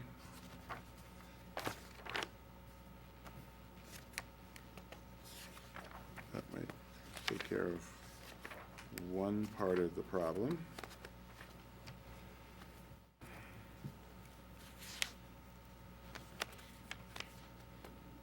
And, okay, there are articles and bylaws. Okay. Your application indicated that you got that number 1,270 from you. From your- No, it was not from us, it was from the fire marshal, sir. So you have a rated capacity from the fire department? Yes, Your Honor. Or, sorry. Okay. sir. I was just wondering where the number came from, you know. I have no clue because we were stunned whenever we got it. We were like expecting possibly 300. Did You know, but the reality is the amount, we've had several events, if you like, at that location, and the largest number of people that we had was on our grand opening night.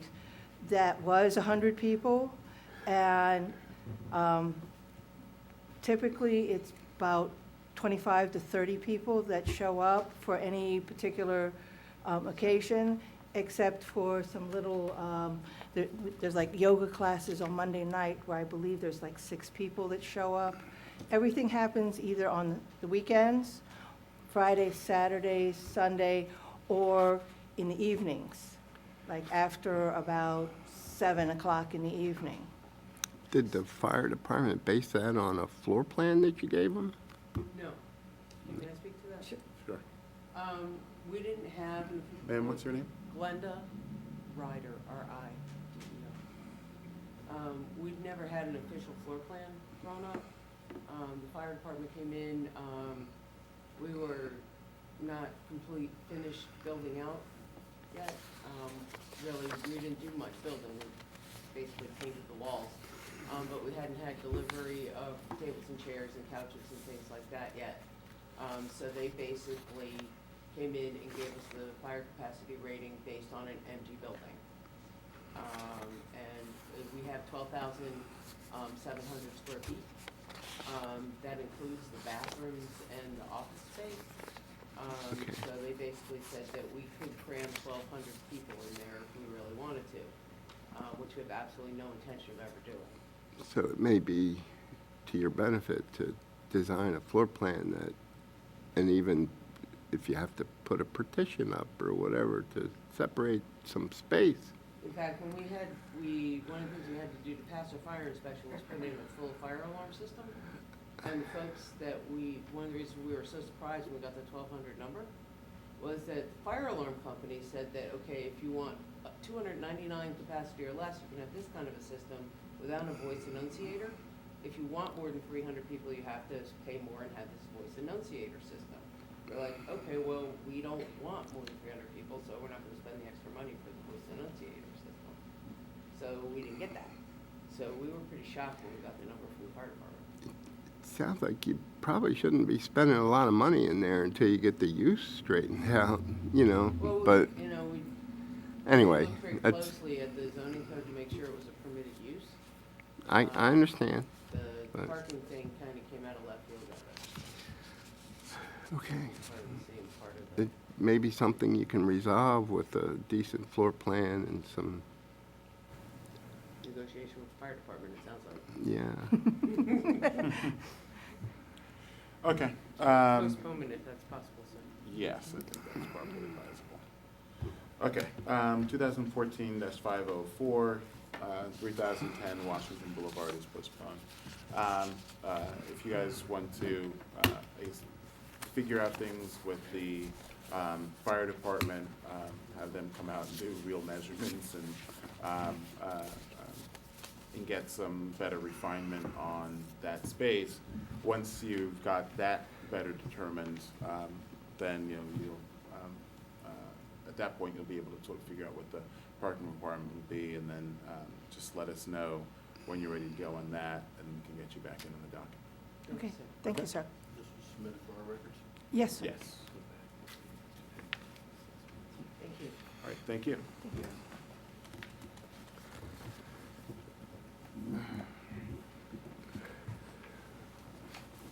Getting rid of all the hardwood. Okay. Next up, 2014-509. Thank you. 2122 through 24 and 2128 West Pratt Street, Nathaniel Green. We have had letters from the community on this one, right? Mr. Chairman? No. Afternoon. Good to see you again, Mr. Green. Always a pleasure, Mr. Chairman. Always a good day when we see you more than once. All right, Mr. Green, we have this as an application to consolidate the lots to construct a one-story gasoline service station with convenience store, carry-out food shop, check cashing agency, and drive-through car wash. Is that correct? That's correct, sir. Okay, you've previously been sworn, so you're still under oath. Yes. Do we have staff reports? I have nothing. Planning Department has studied the basic concept of this layout and believes that this would require site plan review committee approval due to the nature of the redevelopment of the site. The department therefore recommends approval of this appeal conditional upon approval by the site plan review committee for the final development plan for this property. Thank you. Thank you. Okay, and Mr. Green, is that condition stated by the planning department acceptable to your client? Yes, sir. As a matter of fact, we've actually already submitted it to site plan review. Good. We've asked them to hold up the scheduling till after the first of the year because the owner is out of the country until after the holiday. Okay. What I want to do is I want to give you some updated drawings because you got a preliminary site plan with the original application. The changes don't really, it's minor changes that don't really impact the variances that we requested. What we did was, we had a space here that was for loading and unloading. We removed that and extended the building, gave us an additional parking space in the front, and we had an additional stacking space for the car wash. Bringing out stacking spaces for the car wash from 7 to 8, which gives us 80% of what's normally required, and gives us the additional handicap. We're going to make an additional handicap space there. Okay. Now, I should, pardon me. Now, I've got a larger drawing here. This is my presentation when I see you squinting your eyes. Yeah. There you go. See, you give me Now this we little can- thing. now we Okay, that was, I have some black and white that I originally intended to bring, and I left them in the car. So that's the presentation, I'm gonna let you keep that. That's what's been submitted to site plan review. Okay. Site plan review had originally requested, I submitted to them some time ago, trying to get it done prior to coming here. They requested some additional drawings showing landscaping and type plants, this type thing. So we had landscape architect, it was some landscaping, we made the adjustments, and now we're waiting on site plan review. Hopefully we'll have your approval when we go to them for the variances, because they do require some back to review on the variances. I've also contacted, now, to give you some history on this project is a revival of a gas station that was approved about 12, 13 years ago. The owner, pardon me, demolished the structures that were previously on the lot, but the project died for whatever reasons. Now he's back 12 years later. He wants to do it. He's downsized it some. Originally he had proposed a 2-story structure, and it didn't include the car wash. He's down to a 1-story structure, car wash. The original plan was approved, but it was never completed.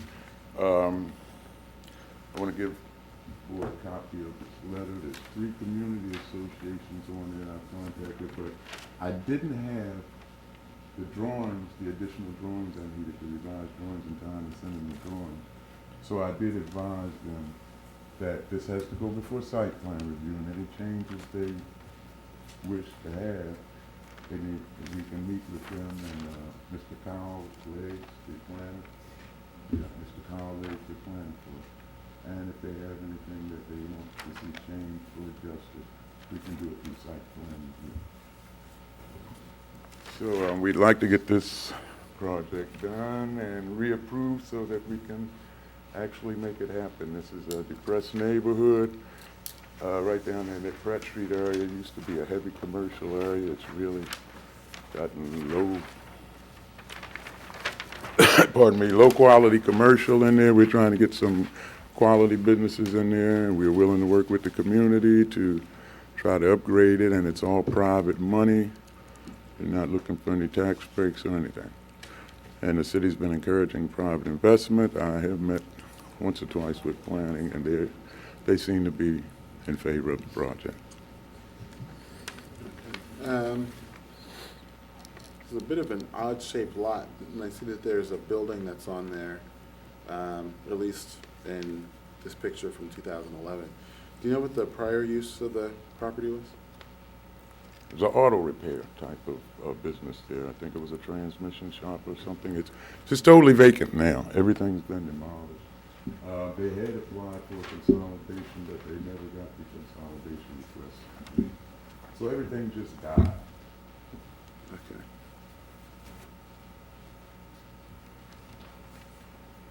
The billboard gone. I really don't know. I don't remember seeing a billboard when I was back there, but I couldn't honestly say that I wasn't having to see anyone. Yeah. The billboard on the Yeah. and we included in the board's decision was that it be relocated on site. So if it's gone, that would be good to know.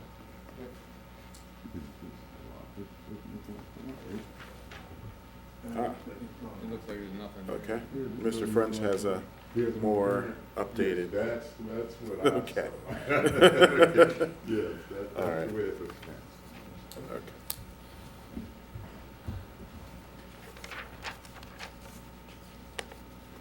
Okay.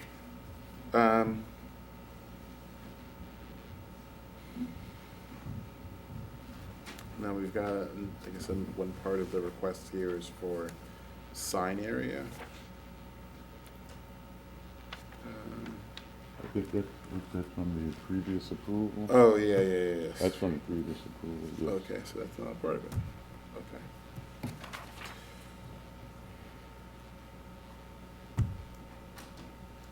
All right. Any questions? Thank you. Thank you. Do you want us to keep this smaller copy, or do you want that back? I've got plenty of those. All right, well, Hey, put it Mr. with. Dan, if, what I'd like to do is drop you a black and white of that, and because there's another exhibit that goes with it. And then I can retrieve the other presentation. Yep, just swap it out. I may have to go to the community. That's not a problem. Okay. All right, Thanks a lot. thank you. Okay. And 2014-533, 5301 Belleville Avenue, Pepper Wilson. Yes, good afternoon. Good afternoon, Ms. Wilson. We have this as an application to use the premises as a 40-child daycare center, is that correct? That is correct. Okay, if you can raise your hand and be sworn, please. Do you swear or affirm the testimony that you're having in this hearing will be the truth, the whole truth, and nothing but the truth? I do. Okay. Do we have staff reports? Yes, we have 3 letters from residents. They write essentially that the house is a small 2-story bungalow with only 1,298 square feet of living space, which includes 1 bathroom and 4 bedrooms. It sits on a small amount of property, 0.18 acres. The houses in this area are close together, the two-way street is narrow, and parking is extremely limited. In addition, it is 1 block away from 2 heavily traveled roads, Rogers and Liberty Heights Avenues, and approximately 4 blocks away from Gwynn Oak Avenue. There is a large senior complex located only 3 blocks away from this address that has a parking overflow that has spread into nearby neighborhoods. Therefore, they request that the application be disapproved. And we have planning's report. Planning Department reviewed this application, noted as was Pointed out in the letters you just heard of, that the streets are somewhat narrow in this vicinity. The application is for 40 children on site, possibly on an around-the-clock basis.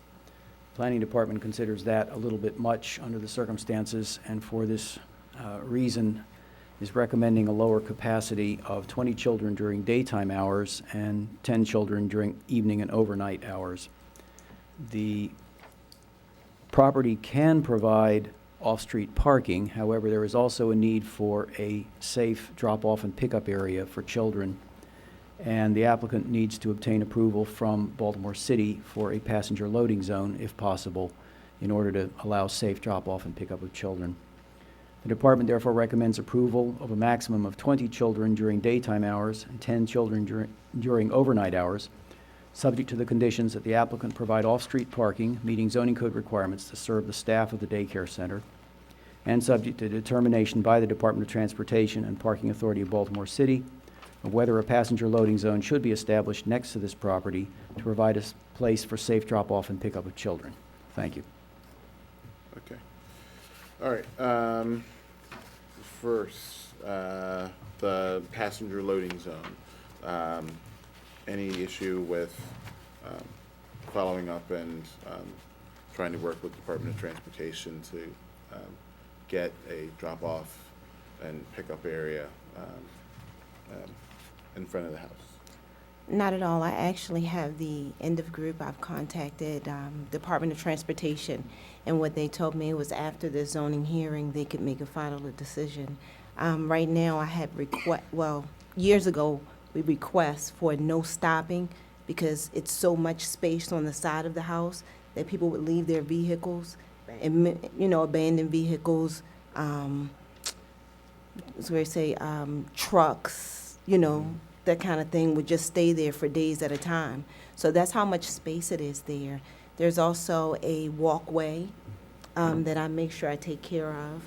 There are steps there, 2 sets of steps that lead you around the front of the house on 2 directions. I did see my communities, their interests or what they are expecting. However, I do believe that I have enough space in the home and outside the home as well as parking. The reason why I say that is that I'm looking at 5 children per room. The fire department is requesting 35 square feet per child. So when I look at that, 5 children per room would give me adequate space. As far as the outside, I'm thinking that I could use the Marmon Street side for drop-off and pick-up. The first car, if, there wouldn't be 40 cars at a time. I'm thinking of families, also people that use public transportation. So the first car could safely drop off their child where an attendant would be out there at maybe 8 o'clock at a normal drop-off time. You know, other parents that may come at a later time would have to bring their children in because I have a lesson plan. So I'm thinking that with that lesson plan, starting at a certain time, we can have, you know, the children escorted into the vicinity. Was there anything else? I would be bringing employees into the neighborhood. That's a benefit. The backyard area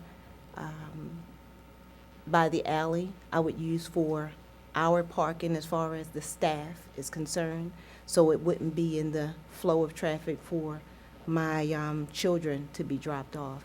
And then we also have the Belleville side to use as parking. So. Okay. I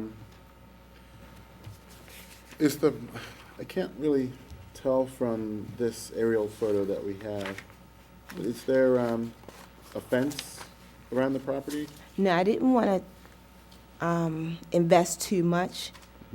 You know, find out from you all first what your expectations are, what it is that I'm allowed to do before I go ahead and start doing the investing. I am going to have a fire system put in as well.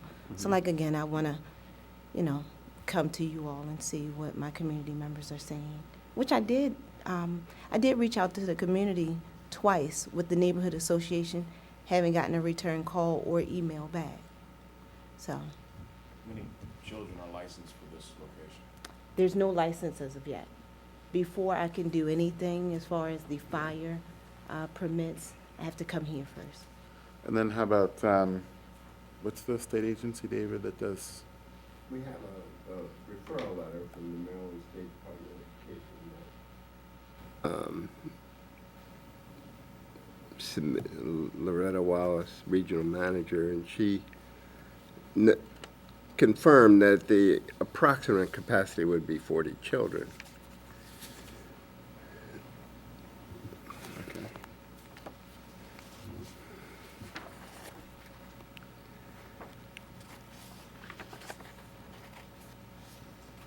All right.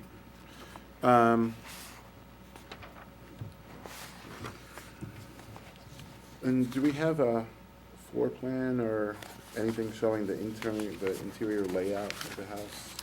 I did not. Is there a way where I can fax something to you? Because Yeah. I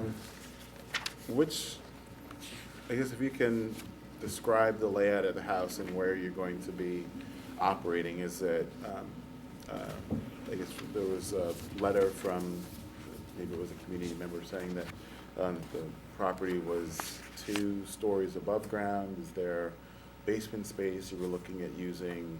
You can kind of describe that layout and where the kids are going to be located. Sure. The house is a bungalow style. As you go up these stairs, there's 2 sections to go up the stairs with railings. The porch is about a 12 by 22 size. When you first come in, there's a living room area. The living room area is approximately 12 by 12. The second room, considered a dining room, is a 12 by 11. There's 2 rooms off of that that are 10 by 12s. And then there's bathrooms. There's a basement area I consider that I would like to use, two bathrooms. There's a basement area that I consider to use for my before and after care students. And they also have their own entrance and exit at the basement rear. So that would not, you know, be in the flow of traffic of the smaller children. I would be able to separate the 2 just by a little. So. Ma'am, you were saying something? There's If you can first bathroom. identify yourself. My name is Alberta Darby. I'm the prior owner of that property for the past 40 years. If you This can is my spell that daughter. last name. Darby, D-A-R-B-Y. Okay. Have family members work here. Okay, I swear to tell the truth, the whole truth, so help me God. Raise your right hand, please. Do you swear or affirm the testimony that you're about to I give do. will be the truth, the whole truth, and nothing but the truth? Yes, sir. In the basement area, there's a rear entrance, 2 stairs down into a large room approximately 17 to 15 feet in width. There's a side kitchen fully developed recently, I guess in the past year. There's a newly bathroom installed, and there's 2 rooms. Can't tell you exact size, but they're nice size rooms, about 17 by 12 on one side, about 12 by 9 on the other side. That's the basement. Then you have the first floor, you walk in, there's a living room, dining room, kitchen, 2 baths, 1 large bedroom, and then there's a smaller bedroom. The upper stairs, on the second floor, there's 2 rooms, and I'm not using that. Okay, but that's what the house is. All right. And I think, sir, if I may, we had prior business there, which was assisted living. That existed for about 20 years. We found out we were doing more missionary work than we were actually getting paid. We had to stop that business for a while. There was a lot of traffic hold up because a lot of people were handicapped, wheelchair bound, ramp there. They refused to drop the clients off on the side street because they would have to push and walk. Sure. So they would block off the street. That is not happening now because that's no longer in existence. Okay. What are your intended hours of operation again?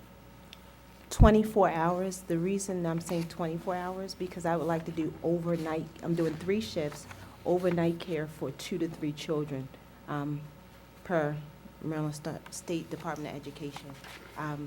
That's all I'm asking of them, 2 to 3 children for overnight. Because I know that's not, it's random that happened. Planning has recommended a lesser number capacity. Do you object to? I do. I understand why they're saying that, and that's because of the transportation pickup and drop off. And again, I said I believe we have enough space to do that without creating a barrier or any obstruction to the neighborhood traffic. The children would be able to use the side street, which was Marmon Avenue, and it would be a safe pickup and drop off. I drop my son off at school, both of them, even in high school every day, and I see how the flow of traffic is. The first car, drop the child off, next car, or even if they all opened up the door on the curbside side to let the children out, it would still be a safe, and it would be. I think that part of the concern for the lower number is that that wherever there are new home-based daycare coming to a location, that planning tends to want to see basically try you out at a lower number so that things don't get really overburdened right away, so that you can have a demonstrated course of operation. See, okay, you've got 20 kids, and you operate that for a year, and then you've got a sense of how it operates and how it's gone on. The neighborhood does as well. They do. And then if you come back a year later and you want to say, now I want to have more amount of kids, there's a track record there. Because what can happen is that if you have that if someone gets a approval for a large number of kids, 40, 50 kids, whatever, for a location, and then they tend not to want to graduate that out. They'll just start out day one with, okay, I'm going to start out with 40 kids. And then the issue that can come up is that it's just, they become stretched out, and it doesn't really work out as well.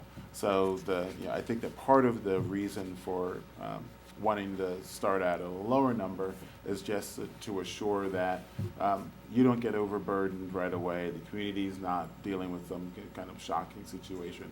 And then when you come back for a higher number, because you can come back after a year for modification of it, that there's a track record there that you can say, look, I did this for a year, it worked out really well, and look, I've got these letters from the community association now. They say that the it's worked out well. I've got some community folks who are actually customers, and so then it kind of works out better. So I think that that's where, or at least part of the reason for that request, as far as for the lower number. At least that's typically the reason why. Okay, so you don't have a floor plan now sort of showing, because what happens in some other cases that folks will have a floor plan showing, like, you know, in this room I'm gonna have, you know, infants, and in this other room I'm gonna have toddlers, and then, you know, the bigger kids are gonna be down in the basement, that sort of a thing. So conceptually, it's a little bit hard to grasp how things are being laid out, although you did a pretty good job between the two of you describing the layout and giving some measurements, so at least have some kind of understanding of what's there. And maybe you said that you had owned this property previously? My name is still on the home, but gave all my properties to my kids so they can be successful and be business people. Okay. All right, so you've given the property to now your daughter, I'm guessing? Yes, and I'm the one that had the assisted living for 20 years. Okay. And how about prior experience with daycare operations? I had a daycare center over on Rogers and Magnolia, directly across the street from Alexander Elementary School. Right on the corner of Rogers and Magnolia. Park Heights, zip code 21215. The owner deceased, and then she birthed a sick child who needed constant attention, who's well today, 8 years old. Question? With the different shifts, what's the maximum number of children that you would have on the premises at any one time? The maximum amount of children would be 40 children. But what I'm thinking is that, you know, I'm actually going into this with a higher number so that I won't get caught between not having enough amount of, you know, and I'm utilizing the space. So why not? And I also want to be able to help families. So when I say families, if I don't take infants and a family member has an infant and a toddler, then I won't have their business. Sure. You know, if they have a 10-year-old and an infant, you know, I'll still get the business, so to speak. So I want to be able to offer a service all the way around for families. You know, and I'm not far from Sinai Hospital, which that's who I plan to market to, as well as the new market in the area, and my former school, Calvin Rodwell. So. You said you operated a daycare, similar daycare before. What was Correct. It was less the amount. It was 8 children. 8 children? Correct. Mm-hmm. Any other questions? All right. Thank you. Thank you.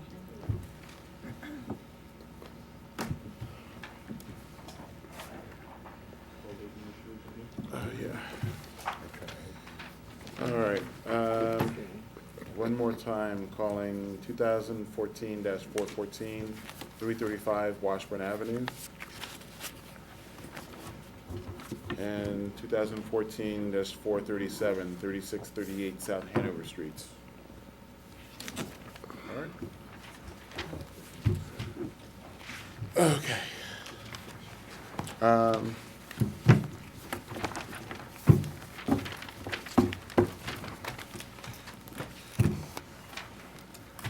right, and we're off the record. All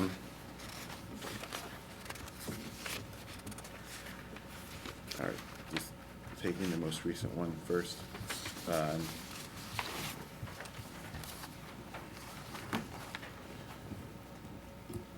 I'm sort of caught between 20 or 30.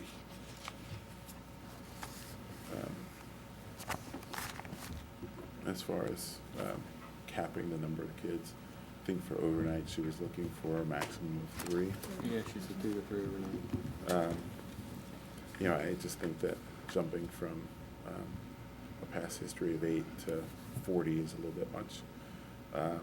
plus without a floor plan, and it's kind of hard to figure out, how everything is gonna work out. So, but at the same time, you wanna have them, have enough kids to make it operational, and do understand that, that you've got, families that, they want you to take everybody.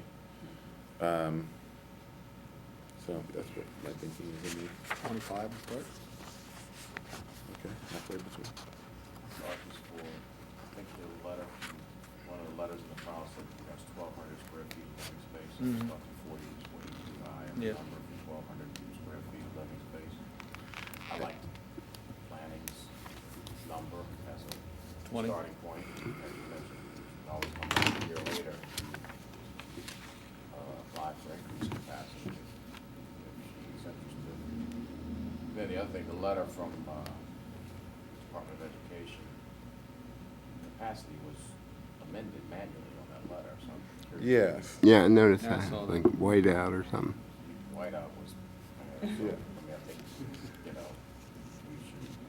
there should be some condition on, of course, capacity can't be more than what's approved. Yeah. by Department of Education. I agree with that, but I don't know, with a lot of these daycare cases, I just have a problem limiting them to less than what the state would allow them to have. And even though we think it's kind of Mhm. crammed in, I hear you. if the state says it's okay, I don't know that If I may. it's fair for us to say you can't. I've had conversations with applicants. I don't know to what extent it's true, Mm-hmm. but historically, the state would do a pre-inspection. Now they just do like the fire department. They look at the square footage and divide it by numbers based on yes. ages. They Yeah, that never was really my see the location. Yes. Oh, okay. Yeah, that's how. I They're understand usually it. high, their Yeah. number. As I understand it, they've got some formula of percentage of square feet needed per kid. And then they just say, okay, well, your total square feet is this. Now, I don't know if in doing that number, if they, because less mobile children need less space. So obviously, if you've got a number of infants, they don't really require much space because they don't really move that much. But bigger kids do. So I don't know if they, if an applicant goes in and then the state says, okay, well, what's your square footage? And then, what ages do you want? If you can, if it's possible, you can go in and say, oh, well, I'm just gonna do like infants and toddlers. And the state may be using one square footage calculation and using that, and then an applicant comes in and says, oh, well, I want kids, from infants all the way up to 10, where the state's number would change if they had that information. I don't really know what goes into the process. I guess it might be useful to maybe have somebody from the state come in and talk to us about that, to clarify that, because that would be some information I'd be interested in knowing exactly how they do that, because you're right, Bob, the way I understand it is that they just go off of some kind of calculation.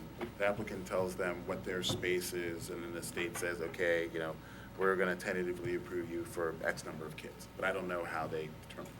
Yeah, I look at 1,200 feet, and I think of 40 kids, and I'm thinking Orwellian scenario where you have, crater, Yes. lined up. 30 square feet. Kids, yes. Stand in place. Yeah. And I mean, my house is like 2,200 square feet. The downstairs is about 1,500 square feet. And just with, the two kids running up and down and whatnot, it can get a little bit congested. So having 10 kids in there, 20 kids in there, I could see that wouldn't really quite work after a while, but like I said, I don't know how the state does that number. But otherwise, I agree with you, they're the ones who're supposed to be experts. I want to defer to them, but I don't know how they do it. I hear you on your point, but I think we have in the past, I think maybe 2 or 3 meetings ago, we had a similar situation. Yeah. We did approve with a lesser number, lower capacity. Yeah, yeah. So we've done it before. We've Yes, done- we've done it we a certainly lot. have, we've done it a lot. That person maybe even had floor plans coming in and Yes. had more information to, provide. We still ended up approving a lesser capacity. And I think that a lesser number generally is advisable, because I think that people just have a tendency to get in over their head. And it's easier for them and us if they start off at a lower number, because if they don't have a track record and experience with working with a larger number of kids, it's easy for it to get out of hand. But a year from now, how do we make, what do we base our determination on when she comes back and says, I want to push it back? Well, there'll be a track record at that point. Well, there'll be a track record, but we still don't have any more idea of what like kids on top of kids, kind of. I guess my question's more of what does the state do to inspect these centers to make sure, after. Whatever it is that they do, it's what they do. There's a license renewal process. Yeah, I know that, there is. I'm sure that decision is in part based on safety record and other Yeah. things. So, that's yet another reason to give a person a trial period, if you will. Yeah.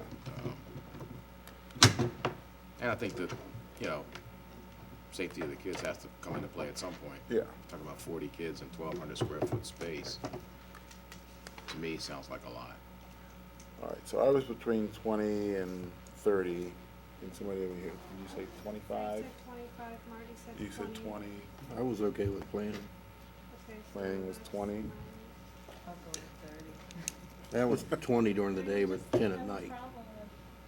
Oh, yeah. Us not having the information, so making a decision that's contrary to the body that's charged with having the information and knowing what to do. Although that number is preliminary. I know, right.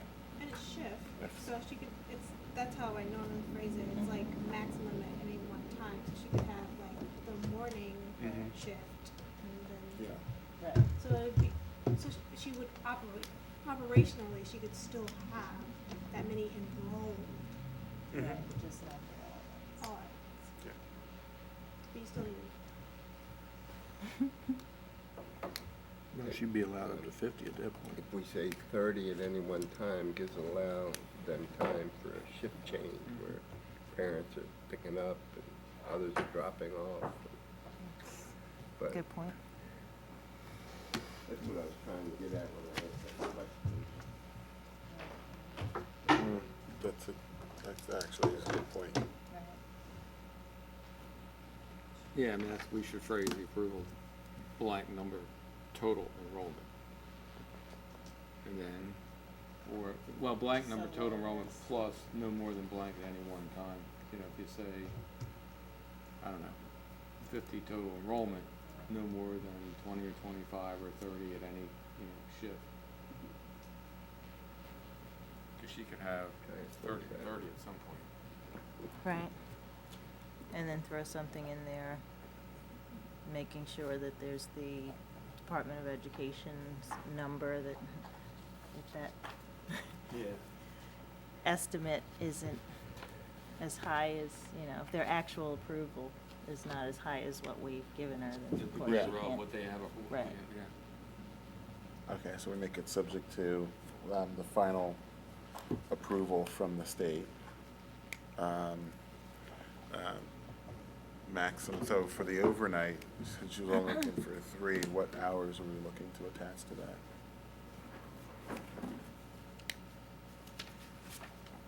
I'm assuming they're 8-hour shifts. Yes, yeah, Yeah, I think that would be shift 3, right? yeah, so that's gonna be, Why are you limiting the overnight? well, she said that she was only looking for 3 kids overnight.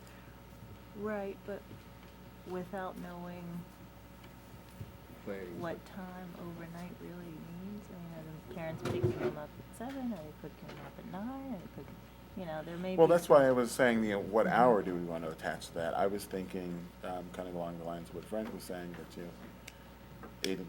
it's probably, going on a shift basis, so if you're gonna say from midnight to 8 o'clock, or 10 to 6, or if you, however you wanna handle that, I think that,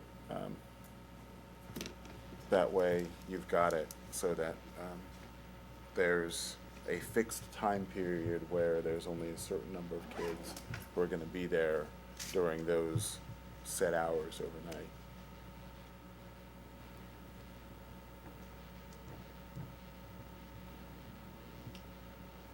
So it's just a matter of figuring out, okay, so, what's the overnight quote-unquote shift? Well, we're figuring out her, I'm starting to have some, Yeah. we're figuring out her business as opposed to Yes. her telling us Right. what she, she only one she told us was overnight. We don't even know how she defines overnight. Right, like, what time does that start, what Yeah. time does that end? If we put limitations on it, is that gonna adversely affect whoever the client is, if they have an off schedule? Okay, so how do we I don't know. capture what she said there? Well, the application is just to be approved for 40. It doesn't really, Yeah. talk about day versus night and shifts, right? So aren't we really being asked to just rule on the, Total? yeah, Well, yeah, but I think that what we're looking to do is to attach conditions to it. And so, as part of that, it's the same thing like with the passenger loading zone. It's imposing a condition on the use, that's, suitable to, the operation of the business and any Reasonable kind of, business, effect that it might have. And she said that she was only looking to do, 2 or 3 overnight, so I'm just looking for a way of, how do we capture that? Maybe we just simply say, only, 3, maximum of 3 children during any overnight period. And just leave it vague like that, I don't know. The way she presented it was a typical business shift. Shift, yes. And she mentioned 8 o'clock as an example, so that says 12 to 8 is the midnight shift, but Yeah. that's short of having an actual business plan, we don't know that. All right, I think that's just gonna have to be the best way that we're gonna have to capture it there. So max to 3 overnight. Yeah, during any overnight period. And So I what think about the day? I'm sorry? What about the day? You guys haven't settled on a number. Thank you for reminding me. I thought we were doing no more than 30 You at didn't any agree. given time. You didn't agree. Do you agree to that? Because I'm- 2 of you said 20, which would make 20 the winning number. And then you said 30, he said, oh wait, and then 2 of you said 20. No more Wait, than 20 what He did you said- say, Frank? He You said 25, and I said between 20 and 30. So you haven't, okay. So what is your number? I was inclined to go along with 25. So then 25 and 20 are the 2 winning numbers, right? Well, They add Fine, them together. let's just say. I'm fine with How strong 25. I do you mean, feel? I can be persuaded that Divided 25 by is a 2. reasonable. Who doesn't wanna- Marty's coming up to 25. I can be persuaded 25 is a reasonable number. I mean, Okay, All right, That's per shift. yes, yeah. except for the overnight. Okay. Now that we got that worked out. Which one do we want to talk about next? Well, let's go in reverse order, 509. right. David had mentioned check cashing as an accessory use, so I guess we ought to make sure that was correct, David, it has to be an accessory? Yeah, So maybe if we approve it, I it should be. think the floor plans kind of show it as. Yeah. Do they? Okay. Yeah. But I think if we worded like convenience store with accessory, carry out food, and check cashing. Yeah, that works. Although, how do we capture the drive-through? And the drive-through. Part of the conditional use request. Okay, so gas station with convenience store and drive-through car wash and accessory food shop and check cashing. Yeah. Okay. That's right. All right. Moving right along.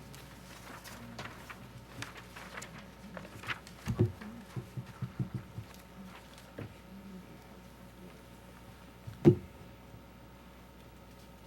it bring us up to Park Heights? All right. You know where I am. So. I'd say 2 spaces. They can do 2 spaces, all Yeah. street. Yes.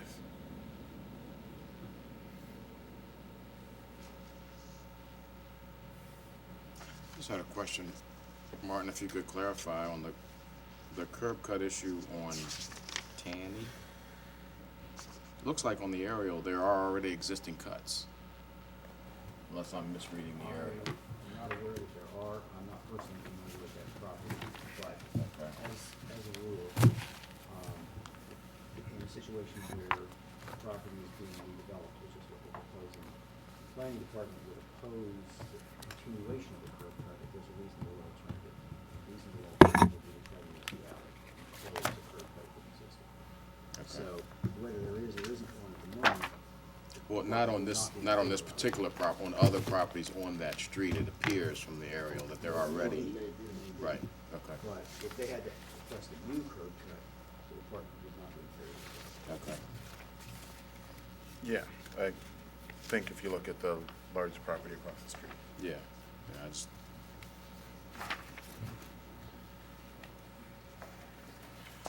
I would hope that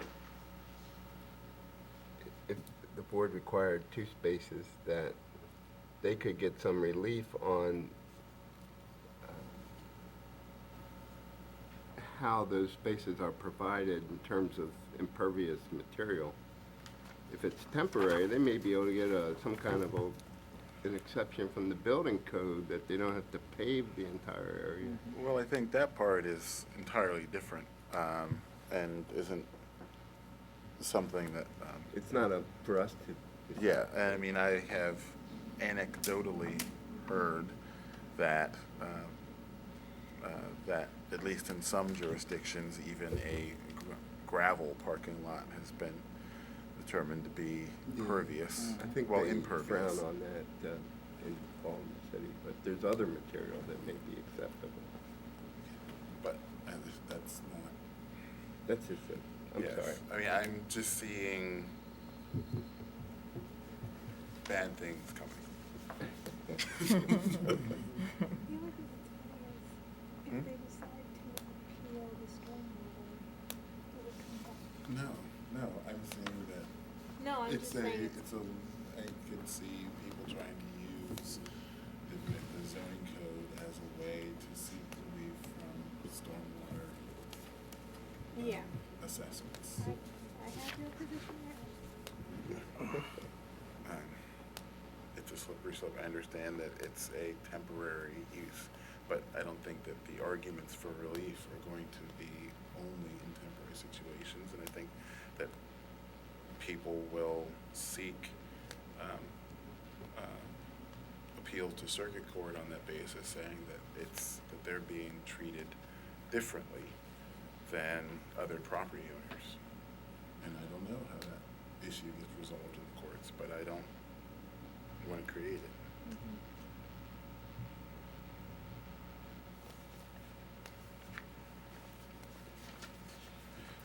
Particularly where here, I think that I think admittedly there's some ability to provide some parking, and it would be a small amount.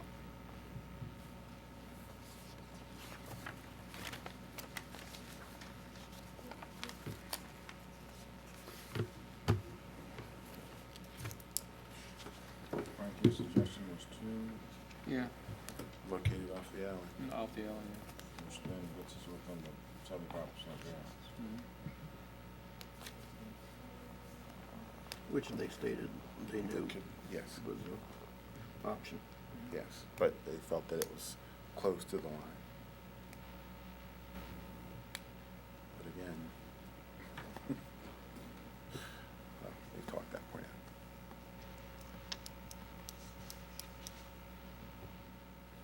out. All right,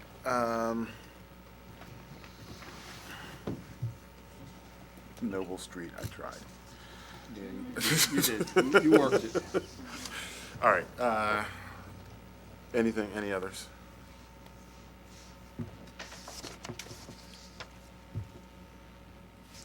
Okay. Ready? Yes. Okay. 2014-338, 3423 through 49 Noble Street, I'm a no. No. 2014-398, 619 Willow Avenue was by consent. Did planning have any conditions with that one, Martin? Yes, I thought so. So, okay with planning department conditions. 2014-409, 6017 Park Heights Avenue. I guess I'm a no to a complete variance, but I yes for a variance down to 2 parking spots located off the adjoining alley. Yes. I agree. 2014-413, 26 South Broadway was by consent, subject to planning department conditions.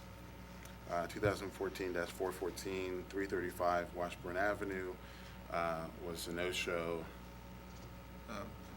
Any discussion with him as to why? No. Isn't this a lady?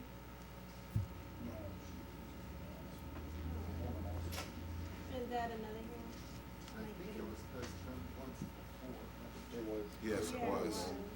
From the 18th, so. They didn't contact us. In case they wouldn't do that. Okay, that's just a dismissal then. 2014-423, 3307 Springdale Avenue was by consent. 2014-428, 1021 through 23 South Streeper Street was by consent with planning department conditions. 2014-429, 123 West 29th Street was by consent. I'm guessing there were planning department conditions with that? No? Just a letter from the community. That's right, okay. Yeah, that's, Doug Armstrong. yeah, and it wasn't really like an agreement that they were reducing down to. It was that they were gonna continue to work together to try to achieve something, but it wasn't like they They were. want to make sure the tenants use their own parking lot. Yeah. Okay. So that was approved by consent. 2014-430, 1719 Eastern Avenue.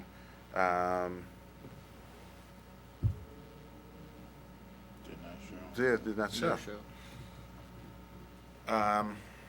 And no communication from them? No, I'm surprised on that one. I know, because it looks like somewhat of a substantial project.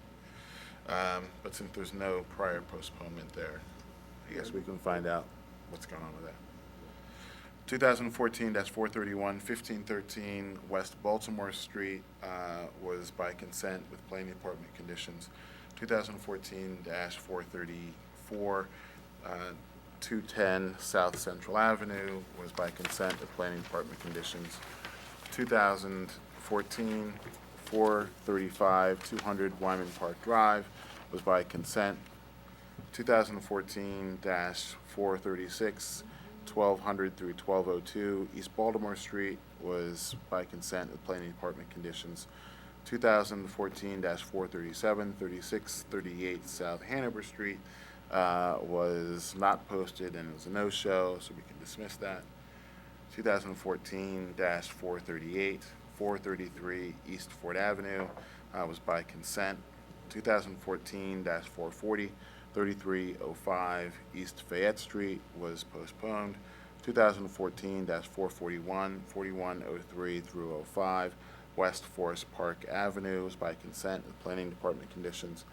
2014-442, 1740 North Broadway was by consent, was postponed. 2014-501, 409 South Durham Street was by consent. 2014-503, 24 East Preston Street was postponed. 2014-504, 3010 Washington Boulevard was postponed. 2014-506, 1400 through 54 Warner Street was postponed. 2014-509, 2122 through 24 and 2128 West Pratt Street. I am a yes, subject to planning department conditions that they go through a site plan review, and to the proposal to construct a one-story gasoline service station with convenience store and drive-through car wash and accessory carry-out food shop and check cashing agency. Yes. Yes. Yes.